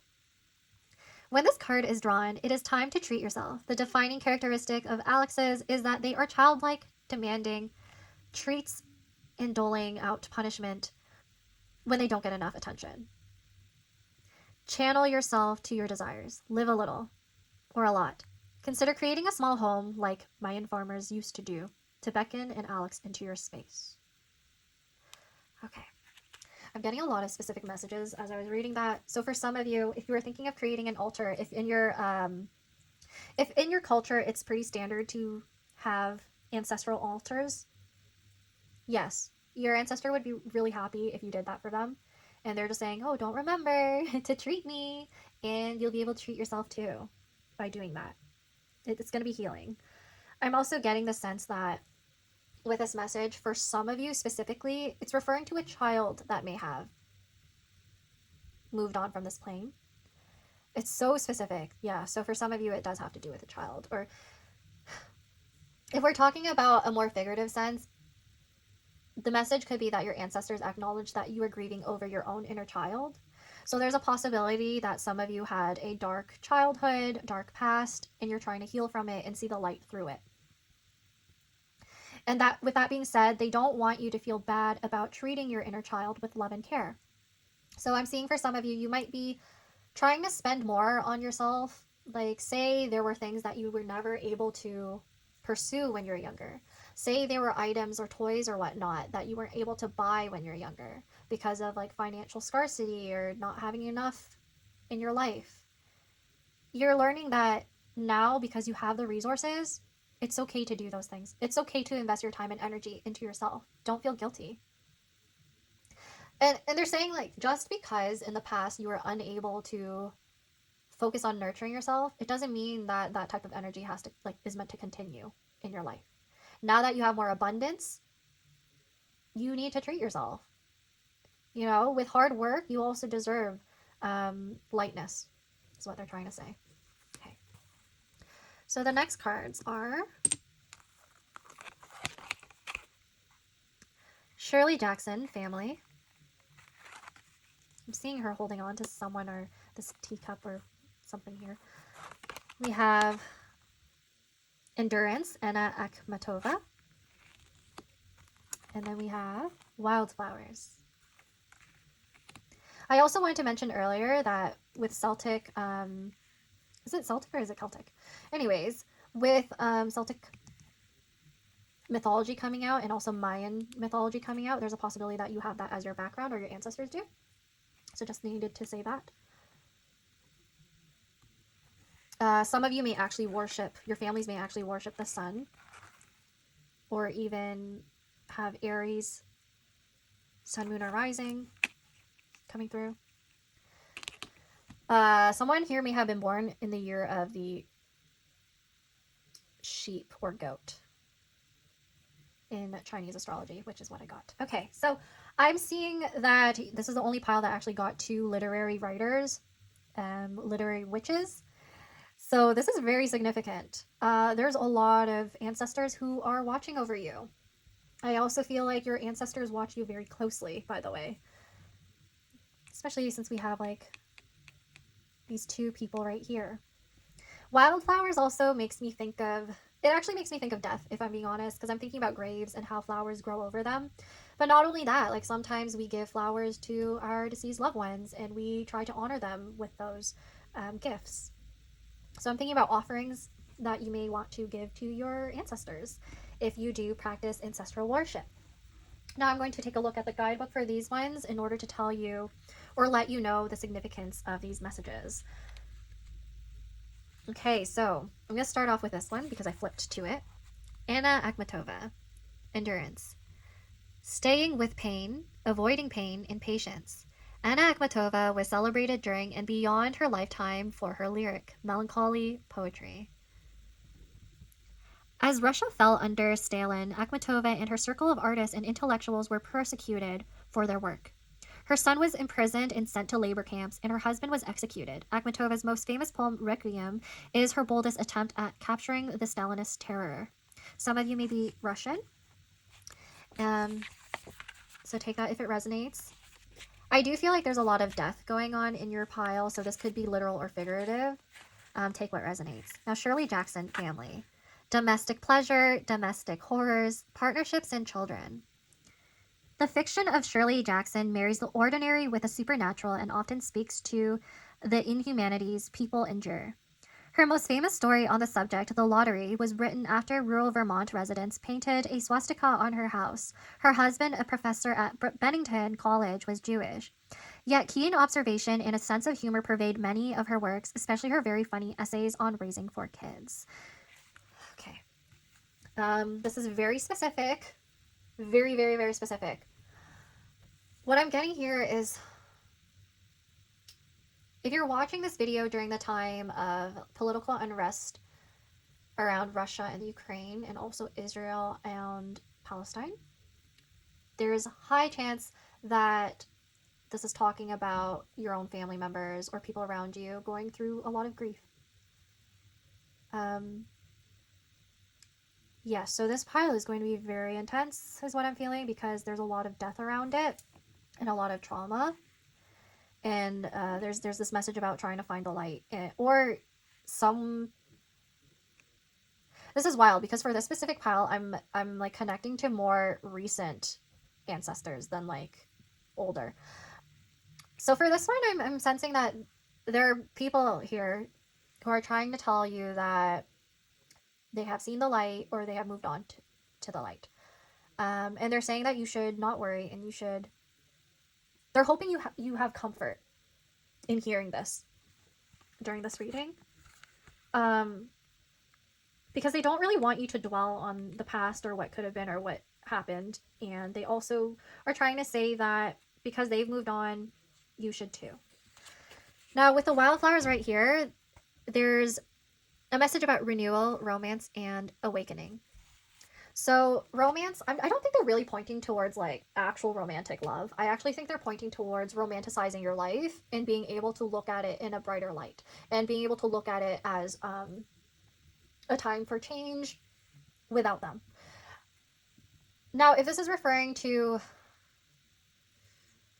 this like internal process of healing your inner child instead of any like actual physical recent death in your life, then I feel like they're trying to tell you that you're coming into a phase where you're going to see beauty everywhere.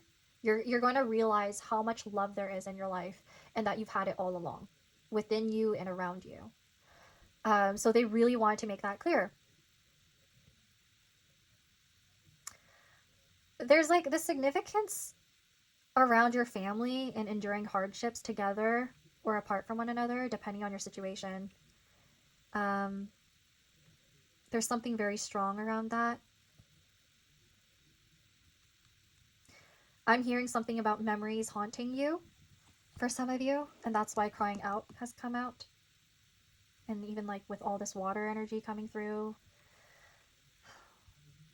This reading, this pile is heavy, and it's like really hard for me to speak for this one. I feel like anxious for this pile, which was not the energy that I got in the other ones, so that is really interesting. Like, I feel very hesitant or scared of the future is what I feel like. There's something about the future in this pile where it's like, I don't know where I'm going. I don't know if I'm actually healing or if I'm regressing, reverting back to who I was when I was younger, when I was lost and confused. And I feel like, yeah, pretty much your ancestors are saying that they want you to seek them out for guidance, and that they're there for you. They just want you to actually take that chance to reach out to them.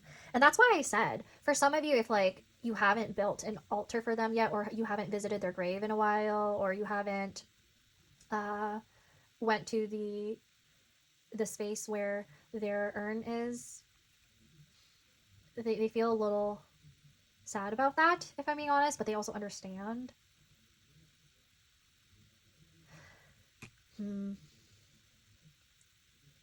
This explains a lot, because actually before your specific reading, my head was starting to hurt a bit. So it felt like I was, usually when that happens, it means you're like dehydrated, right? So yeah, there's a lot of crying, there's a lot of pain, there's a lot of sadness. And I feel like I need to tap into your tarot readings now to see what this is all about. I honestly was not expecting for this pile to be so sad, because we had the light right here. And now I'm going to put this to the side and tap into your reading. A lot more details, please. So for pile number 3, please let me know what their ancestors urgently want to let them know. For pile number 3, please tell me. Okay, we have the Ten of Swords. Damn, that just came right out. For pile number 3, please tell me what their ancestors urgently want them to know. There definitely was an ending of some sort, something very painful. What is this? Temperance in reverse. Okay.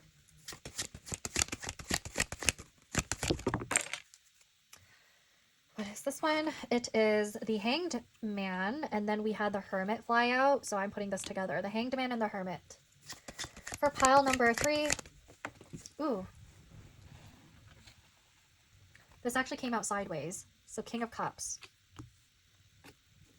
One of your ancestors might actually be masculine. Might actually be a father figure. And I also see Guanyin. So some of you are Buddhists. Like, you might actually have a literal bodhisattva deity hovering around you. Yeah. Okay. One more card, please. What does pile number 3's ancestors want to urgently tell them?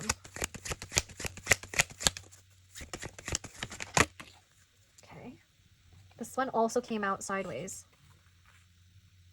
8 of coins, so 8 of pentacles.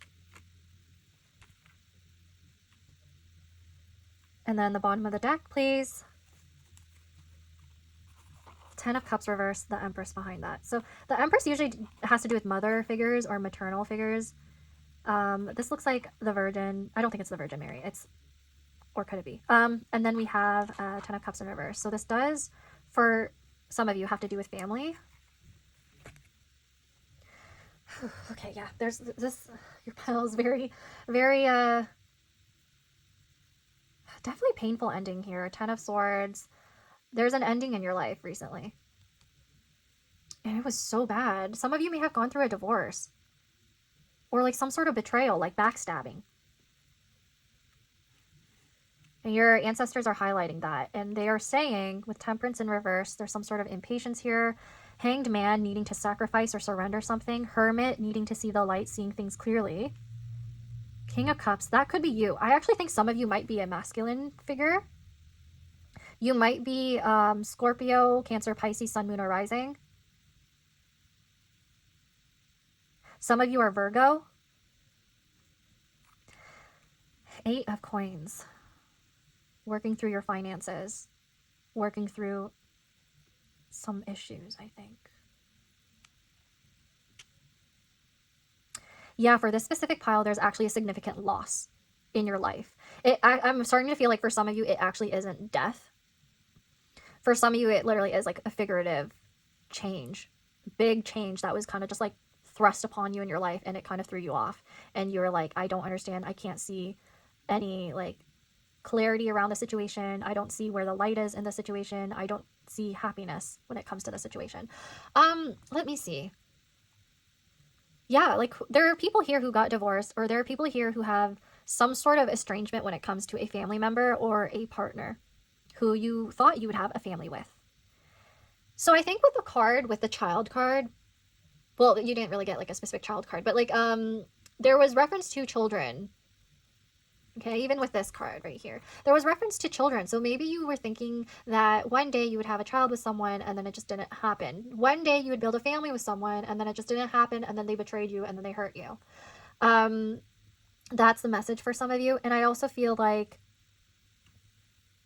there's something significant about the finances around that.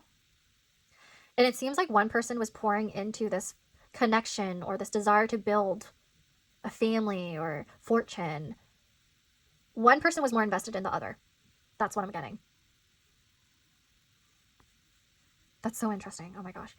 So your ancestors are acknowledging that, and they're trying to let you know that there's something or someone, for some of you, better out there. And that you need to be in this process of letting go and reinvesting into yourself. Just yourself. Surrender to the circumstances and focus on yourself, because these two cards are dead center, and they are also major arcana. So this is actually a very significant event that was, for some of you, I feel like I have to say it was like inevitable that it was going to happen, because previously you may have not seen red flags around this situation, this partner, or this marriage perhaps, and then all of a sudden this ending just like threw you off and made you feel imbalanced with Temperance in reverse. And you need to turn this Temperance upright so that you would be focused on healing. Okay, so that is the case. That is the scenario for quite a few of you. Maybe there was some sort of like breakup between families, breakup between a marriage, engagement even, or even like there's just something about a physical or figurative death in your life. Like this is a very significant time for you, pile number 3. And to be honest, your ancestors are picking up on this energy that's a lot more heavy, a lot more dark, and they're trying to comfort you right now. They're trying to comfort you. They're trying to tell you that it's okay. They're trying to tell you that you can move out of this. Now I'm going to take a look at the guidebook for this deck, because I'm also trying to see what type of mythology that they're trying to connect to here. So 10 of Swords, we have Sedna, Canada, Inuit mythology. So some of you may actually be from Canada or identify as Inuit. The 10 of Swords represents backstabbing and betrayal. Sedna's father pushes her from his kayak and chops off her fingers when she tries to cling to his boat. She sinks to the bottom of the ocean and becomes consumed with wrath, eternally seeking revenge.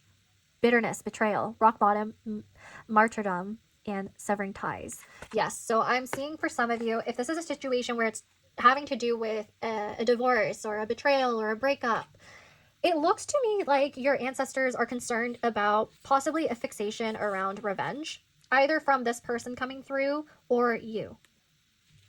And they feel like it's making you very imbalanced in terms of your emotions and your current focus in life. So I'm going to take a look at Temperance next. Bodhisattva Avalokitesvara. So you could be from India or Buddhist. Temperance is about balance and meditation. It is being mutable, recognizing when to change with the times and when to change the situation itself. The Bodhisattva Avalokitesvara identities are fluid, but their goodwill remains constant. Now reversed, conflict, hostility, frustration, impatience, and reluctance. Yes, so there's possibly some sort of anger that you may have or resentment you may have towards another person, or they may have that towards you, that your ancestors are highlighting, and they are trying to tell you that this is just incredibly unhealthy, not really the way to go. So let's take a look at Hanged Man, Sleeping Beauty, Italy, Italian fairy tale. Some of you may be Italian or from Italy. The Hanged Man seizes forward momentum to avoid disaster and instead favors reflection. Sleeping Beauty is a symbol of stasis with the options of sleep or death. She chooses to wait for more favorable conditions. Upright, suspension, restriction, sacrifice, readjustment, and improvement. Okay. Yeah, so for some reason, there's a lot of symbolism around death in your reading. Let's see the clarification with the Hermit. So Druid and White Stag, Ireland. The hermit represents solitude and leaving responsibilities behind to focus inward. In the Celtic myth, the elusive white stag encourages people to drop everything and pursue spirituality. So upright, introspection, withdrawal, prudence, insight, and meditation. Yes, it seems to me like your ancestors really want you to reflect on the situation, where you're investing your time and energy, especially because they feel like keeping this resentment will hold you back. And you might need to focus on the situation in a more practical sense right now. So, for example, if this has to do with like joint investments that you've made previously with this person, perhaps you've lived with this person before, or you, again, were married to them, but you might need to realign your priorities in terms of finances and where to allocate those resources and how to divide them. There's a need to let go of emotions in order to move forward in a clear manner. If the situation isn't about you, it could be like your own parents or people around you. So, King of Cups, the boy and the dragon pearl. So some of you may actually be from China or Chinese. The King of Cups was once a little boy, but has matured into a powerful dragon. He is kind but fiercely protective of those he loves. He is connected to deep, dark waters of the subconscious. He possesses great patience and wisdom. Devotion, loyalty, faithfulness, wisdom, and generosity. Some of you may have been born in the year of the dragon, or the person we are picking up on, or your ancestor was born in the year of the dragon, or Buddhist, or even from these other ethnicities or nationalities. So, what I'm picking up on here is that there's a deep need for introspection right now, of course. You're getting that all over your spread. And I'm also sensing that maybe you have felt like someone around you was being unfaithful, someone you realize after this death, perhaps figurative death or maybe even literal death, that they did something or said something that was like hurtful or shattered your perspective of them. Okay, so that's a possibility. Something may have been revealed to you that you weren't expecting to hear about, or it was just throwing you off. And your ancestors want to highlight that or draw that attention to you. Now we have the Eight of Coins, 6 Wands, Germany. So some of you may be German or from Germany. The Eight of Coins represents the long haul, the slough in the middle of a project that needs to be completed. The little princess needs to keep weaving nettles in silence if she wishes to set her cursed brothers free. Craftsmanship, commitment, determination, ambition, and concentration. Okay. So I'm strongly feeling like there's a message surrounding like reprioritizing where your emotions are invested and what you should, or even your finances, where you should invest your time and energy and where to release. I feel like the situation is just very complex and difficult for all of you, for all of the people involved, actually. So, 10 of Cups. Julnar the Seaborn. So some of you may be Arab or from Persia specifically. The 10 of Cups represents true emotional and spiritual fulfillment. After many hard trials, Julnar finds a happy, loving husband and has a child. Her brother rises... I'm hearing a lot about brothers here. Her brother rises from the sea, which often represents the subconscious, to congratulate her and celebrate her newfound life. In reverse, dysfunctional family, broken home, instability, conflict, and neglect. That's what I was getting before. Yeah, so I really do feel like for your pile, there's just... take whatever resonates, because there are different scenarios coming through for you specifically, where it's either a death of a family member and then you have all of these like maybe you inherited their estate and you need to figure out what to let go of, what to sell, what to hold on to, how the finances are split between your brothers and sisters. and that's creating conflict. Perhaps maybe someone did something related to the finances that was just dishonest or felt like a betrayal to you, because you're like, what the heck, I was given this much in this will and you were just taking everything, or not consulting with me or dividing things fairly with me. So maybe there's something to do with that where you're seeing things a little bit more clearly. Otherwise, the other scenario is a divorce, you know, so things relating to that here. So yeah, I'm feeling a lot of different drastic changes in this specific pile. And it's very complex, like emotionally and even like mentally, it's very taxing, this ending of some sort. Because it seems like it's not just involving you, it actually impacts other people who are in this picture. Yeah.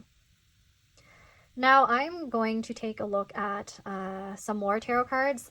I know in my second pile I forgot to get these cards out, but again, I think it's because their ancestors specifically were like, no, that's too much. But for your ancestors, they do want some clarification for you. Mainly because there's a lot of you who have different scenarios, so they're like, okay, let's narrow it down. Okay, so please clarify the Ten of Swords. Urgent messages from their ancestors, please. Also, I have a feeling it's also because like a few of you might actually be Vietnamese, because I'm using a Vietnamese deck right here. We have the Emperor. Okay. Đế vương. Chế khoa gặp hỏi Trường Vân. Vương Kim Cùng chiếm bản Xuân một ngày. Okay. So this betrayal might actually be from a masculine. So they might be an Aries, Sun, Moon, or Rising. Okay. That might not resonate, actually. This could actually be your ancestor that's overlooking the situation. And they're just like... So Emperor has to do with authority, and we actually had the Empress show up here. So this could have to do with a couple that's going through a divorce, and then the Emperor is the one who feels betrayed. And then they're just like, why are you out here looking all innocent when you betrayed me? Like, why are you out here looking like the Virgin Mary when you literally broke the relationship or family apart? Something like that. Anyways, the Emperor here is just really upset. He wants to be in control of this situation, but I feel like the reality is, despite the fact that he looks in control internally, he's overthinking things and really distressed. So take that if it resonates. Okay. It looks to me like your ancestors also kind of like... I honestly feel like they're appalled on your behalf. Like, they are just like, yeah, you need to get in control of the situation right now, but there's only so much we could do, like spiritually, in terms of helping you. Because this involves finances too, and it involves more than one other person. And for some of these people, your ancestors aren't their guides, so they could only help you so much, you know? So whatever the other people around the situation, whatever they're doing, it's like your ancestors can't fully control their actions. They could only help you with yours. Let's clarify Temperance in reverse, please. Let's clarify Temperance in reverse, please. That came out sideways and it fell on the ground. Okay, so this is a card, and it's the Sun. Ooh, okay. This is trippy, because I'm pretty sure this is very similar to Guanyin, Avalokitesvara, the Bodhisattva, that's coming through on Temperance. Some of you may actually be connected to her. She might actually be like... Cause she's known as the goddess of mercy. So there is actual karma around the situation. It sounds to me like she's trying to tell you that you shouldn't worry too much, because karma is going to become balanced. So if you did something bad in this situation, yes, you're going to get bad karma. But it looks to me like the person that you are feeling revenge over, something's coming to them. Like, there's some sort of clarity. There's something around the Sun and clarity, and ooh, this is interesting. This is like tea. Anyways, the Sun right here. Okay, mặc trời. Trời còn để có hôm nay đang sương... I can't read. Okay, đầu ngõ Vang may nhớ trời. Okay. It's because the letters are really small and my eyesight's bad. Okay, so I feel like, oh yeah, this was sideways. I feel like because it was sideways, it means you're in the process of seeing things clearly and you're in the process of healing. So that's good to see. Please clarify the Hermit and the Hanged Man, please.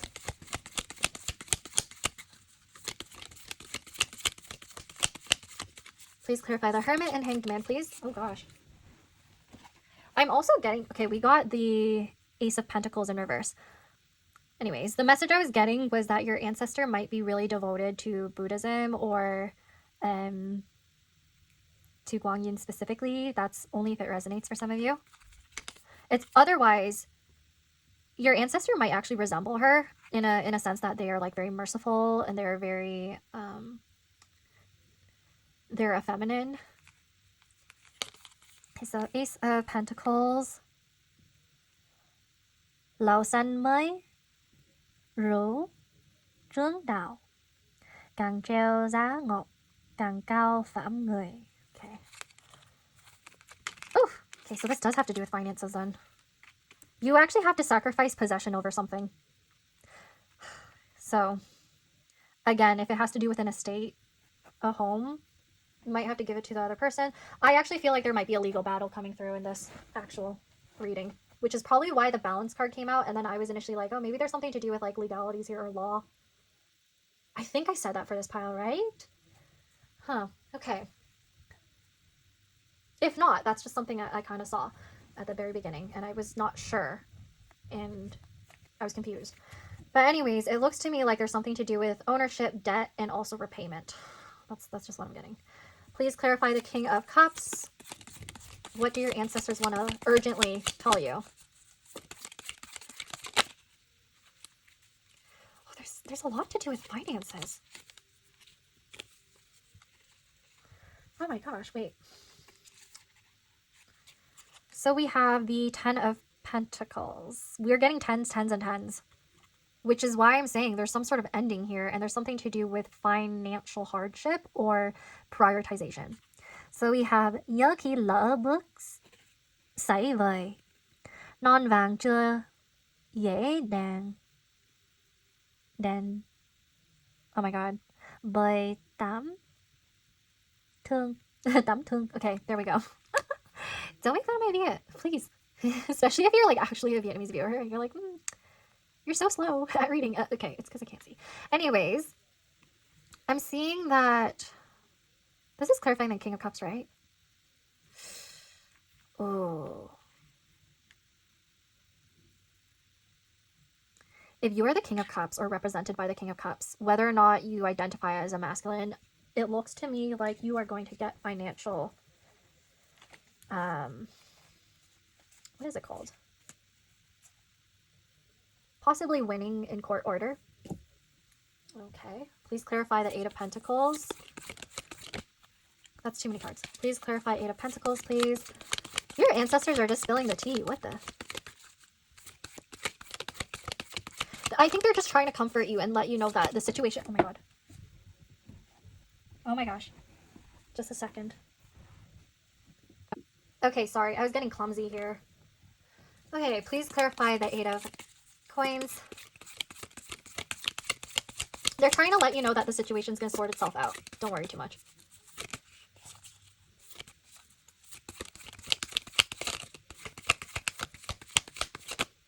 Okay. Wow. We got the Seven of Cups. I feel like this has to do with like different types of things, like valuables that you own, perhaps with this person. So yeah, there's confusion around what is being given or taken. Okay. Rằng, oh wait, no. Yeah. Rằng ta có ngựa truy phong, có tên dưới trướng, vốn dòng kiện nhi. Okay, there, I got that. Yeah, okay, so this has to do with multiple things. seems like you're trying to balance your love life, your finances, this whole mess of a situation, and yeah, it's just a lot. But again, your ancestors are trying to tell you or reassure you that it's going to be fine. Because what I got at the bottom was the Chariot. So, người lên ngựa, kẻ chia bào, rừng phong thu, đã nhuốm màu quang xanh. Quang xanh. Okay. So it looks to me like you're going to be able to move forward after a period of stagnance when it comes to this situation. So if it does have to do with a legal battle, or if it does have to do with something related to a death and transition, figurative or literally, again, I have to really say that. It just seems like things are definitely going to balance out, and they just wanted to they just really wanted to emphasize that for you because they know you're feeling super anxious and going through a lot in your life at this time. So I think bottom line is they're trying to say, yeah, there's the light at the end of the tunnel. And they don't want you to worry so hard about the situation. Okay, so next we're going to look at their attributes. I'm trying to see what your ancestors might look like, or how they are, who they are, so that we can confirm some things for you. We have atheist. Oh, that's interesting. Actually, I'm gonna move these cards because it's gonna be out of focus if I don't, because there's too much in the background. So atheist makes me think there's a possibility you are kind of atheist or your ancestor was, and then during their lifetime they're atheist. What else?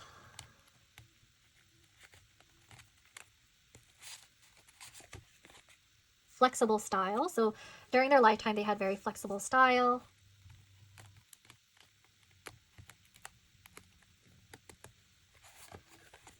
Self-aware. Someone here is very self-aware.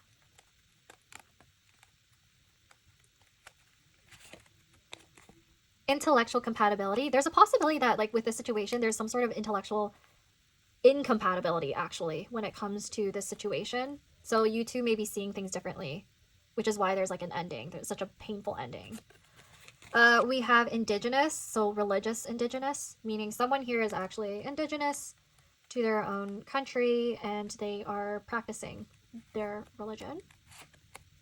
We have fashionable style. Someone here is fashionable. We also have single.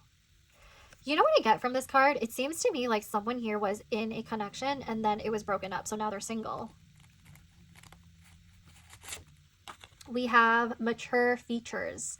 So somebody here is older. Also, since we're talking about your ancestor, it could be that your ancestor was single when they passed away. We have a wide smile. So I feel like your ancestor looks over you and they smile at you with joy, or they want you to be smiling.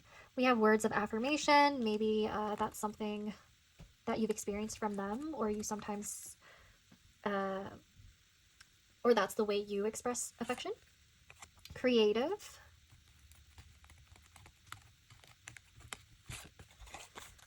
Sensitive. So this is a sensitive situation, it seems. I want to get more physical traits, though. Thinking. Ooh, somebody here thinks a lot. And then we also have short height. Yeah, so whoever this is, they're short. Probably short for their ethnicity or something. On average. We have big eyes. So they're short and they have big eyes. Okay. Now let's take a look at your letter tiles to see if they have any messages or if there are initials or names that come out.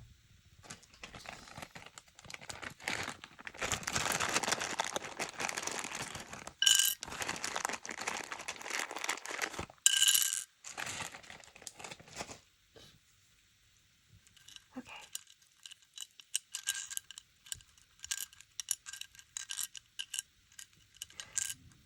So I got woman is one of the first words I got. Woman. So it seems to me like your ancestor is that is coming through is a woman, a significant woman in your life. I also see the name I actually got first was Alyssa. So this could be like a specific way the name is spelled or not. So Alyssa. Someone's name is Alyssa or Lisa. This is the first pile that actually has names coming out. I also see the word sail, which has to do with moving on from something, I think. We have, what else do we have?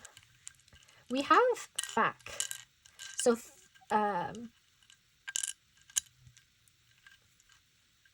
answers and questions. Facts, answers, and questions. It looks to me like there's a lot of like interrogation in the situation. I also see leg, which means there's some sort of delay. Okay. What else do I see? I also see the word fail. So there's a situation here that has failed in your eyes, but your guides, your ancestors are trying to tell you that you shouldn't be hard on yourself about it. I also see, I saw this word and I was kind of like avoiding, I feel like I can't avoid it though. So this is your ancestors' way of discreetly telling you that for some of you, this has to do with some sort of infidelity. And that was the betrayal that happened. But otherwise, there's a name Moana that came out.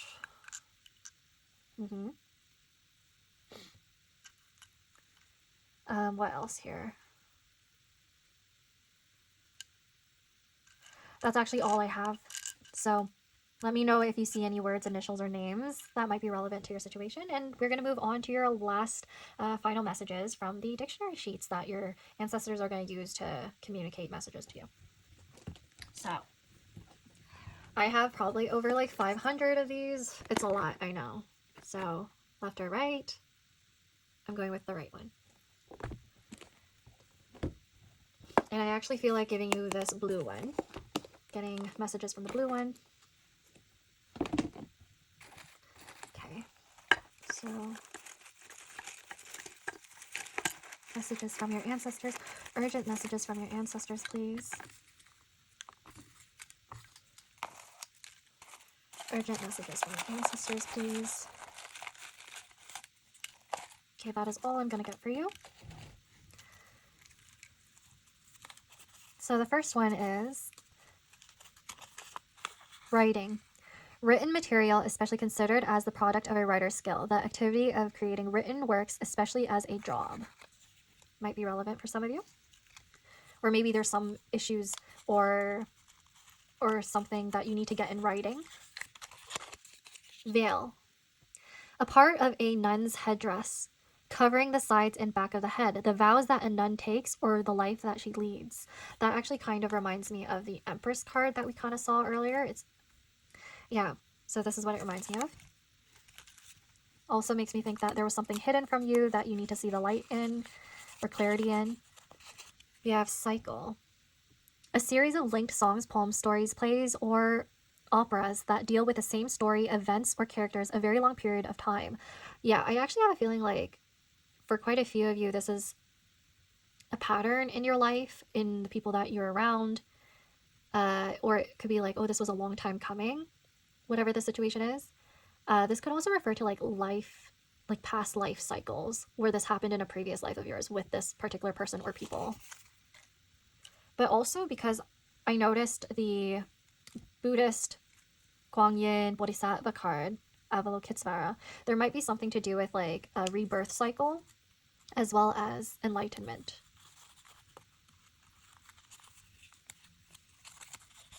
We have extraordinary.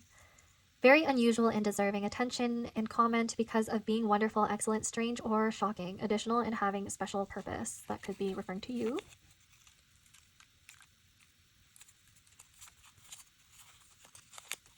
Keen. Attracted to or fond of somebody or something, quick to understand things, finely tuned, and able to sense minor differences, distinctions, or details. Yeah, that's what I was thinking and saying. Like, you were somebody who's able to really be perceptive. Okay, I'm getting a ringing in my ear. Interesting.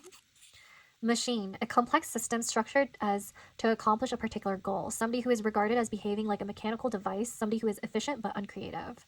There's someone here who's a little cold in this situation, or they're like trying to be strategic and practical. Tour, a journey visiting several places, usually taken for pleasures or pleasure. A short journey around a building or a place in order to see what is there. Interesting. So maybe there's something significant about a place.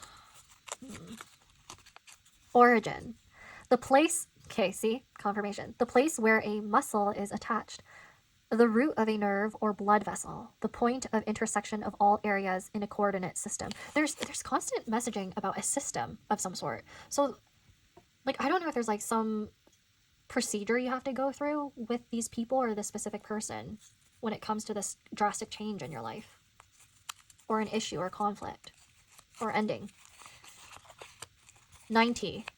The numbers between 90 and 99, particularly as a range of Fahrenheit temperature, the years from 90 to 99 in a century. This may be significant for some of you, but you could be born in the years of 90 to 99. There's a possibility that this is referring to... nines usually have to do with an ending of a cycle, so that makes a lot of sense to me, because it sounds like there was a lot of that in this situation. And nines also have to do with karma and like retreating and being more like introspective, which makes sense because the Hermit also came out, and I believe that card is the number 9. Okay. And then lastly, we have Tremble. To shake with slight movements continuously and uncontrolled. Hey again, pile number 3. Sorry, but my camera actually shut off as I was reading this one. So that's interesting because it says from fear, cold, or anger to shake or vibrate as a result of an external force. So I feel like, referring back to your reading, there's some sort of external force that's happening and influencing this situation. And there's a lot of messages around some sort of processing, like emotional processing, but not only that, like practical means of navigating this connection or breakup or divorce, like death, all these things. So I think there's a message around needing to self-regulate, and also considering how my battery drained right as I was talking about this. Just make sure that you're taking care of yourself. Pile number 3. It's also, I think the message is also that like you may have not been paying much attention to your health and well-being considering this issue at hand. And the reason why I'm saying that is because I didn't even notice that my battery was dying. I didn't notice because I was so fixated on certain aspects of your reading. So that was the energy that was coming through. Anyways, that is all I have for you, pile number 3. Please like, subscribe, comment if this reading resonated, and be sure to let me know what other readings you'd want to see me, cover. So, goodbye and take care. I hope I'll get to see you next time. Bye!